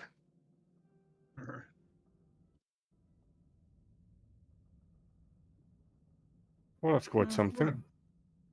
Can I look for secret doors along here? This looks a bit suspicious. On the, Big these are wall. doors. These are actual doors. Oh, they're actual. Okay. Well, that makes then my spider senses are accurate. Do they? Can they just be pushed open or pulled open? They can be slid Are they open. slid open? Mm-hmm. Are they locked? You give it a quick slide, and they don't appear to be locked. Or can I have a little peek? See what's on the other side? What is on the other side is some type of elevator system that it's at the top of its elevator shaft at the moment, but it would be very easy for it to go down. All right. I turn. I think I found our the easy way down. Assuming all of this works. Mm. Okay, well, you have some options in front of you. There's an elevator. There's this big mine shaft. One of them obviously looks safer than the other. And so maybe if you want to, investigation to the south as well. But that's where we'll need to end it, guys. Okay. And the player you're replacing, Doug, is not going to be here next week as well. So feel free to join in next week. Okay, I'll let you know. Okay. 4 games is not enough for you a week? Wait, 3, 4. I think this week it's gonna be 5 games. That's nothing. That's nothing. You can beat that. 6, 7, 6, 7. 7, I think. Yeah, 7. Wow, I usually win this. I do 6. I don't think. Yeah, I do 6 games a week. So wow. Okay. Today will very be good, 3 guys. games. Yeah. All right. Okay. See you guys next week. Thanks All for right. the session. Yeah. See you guys. Yeah.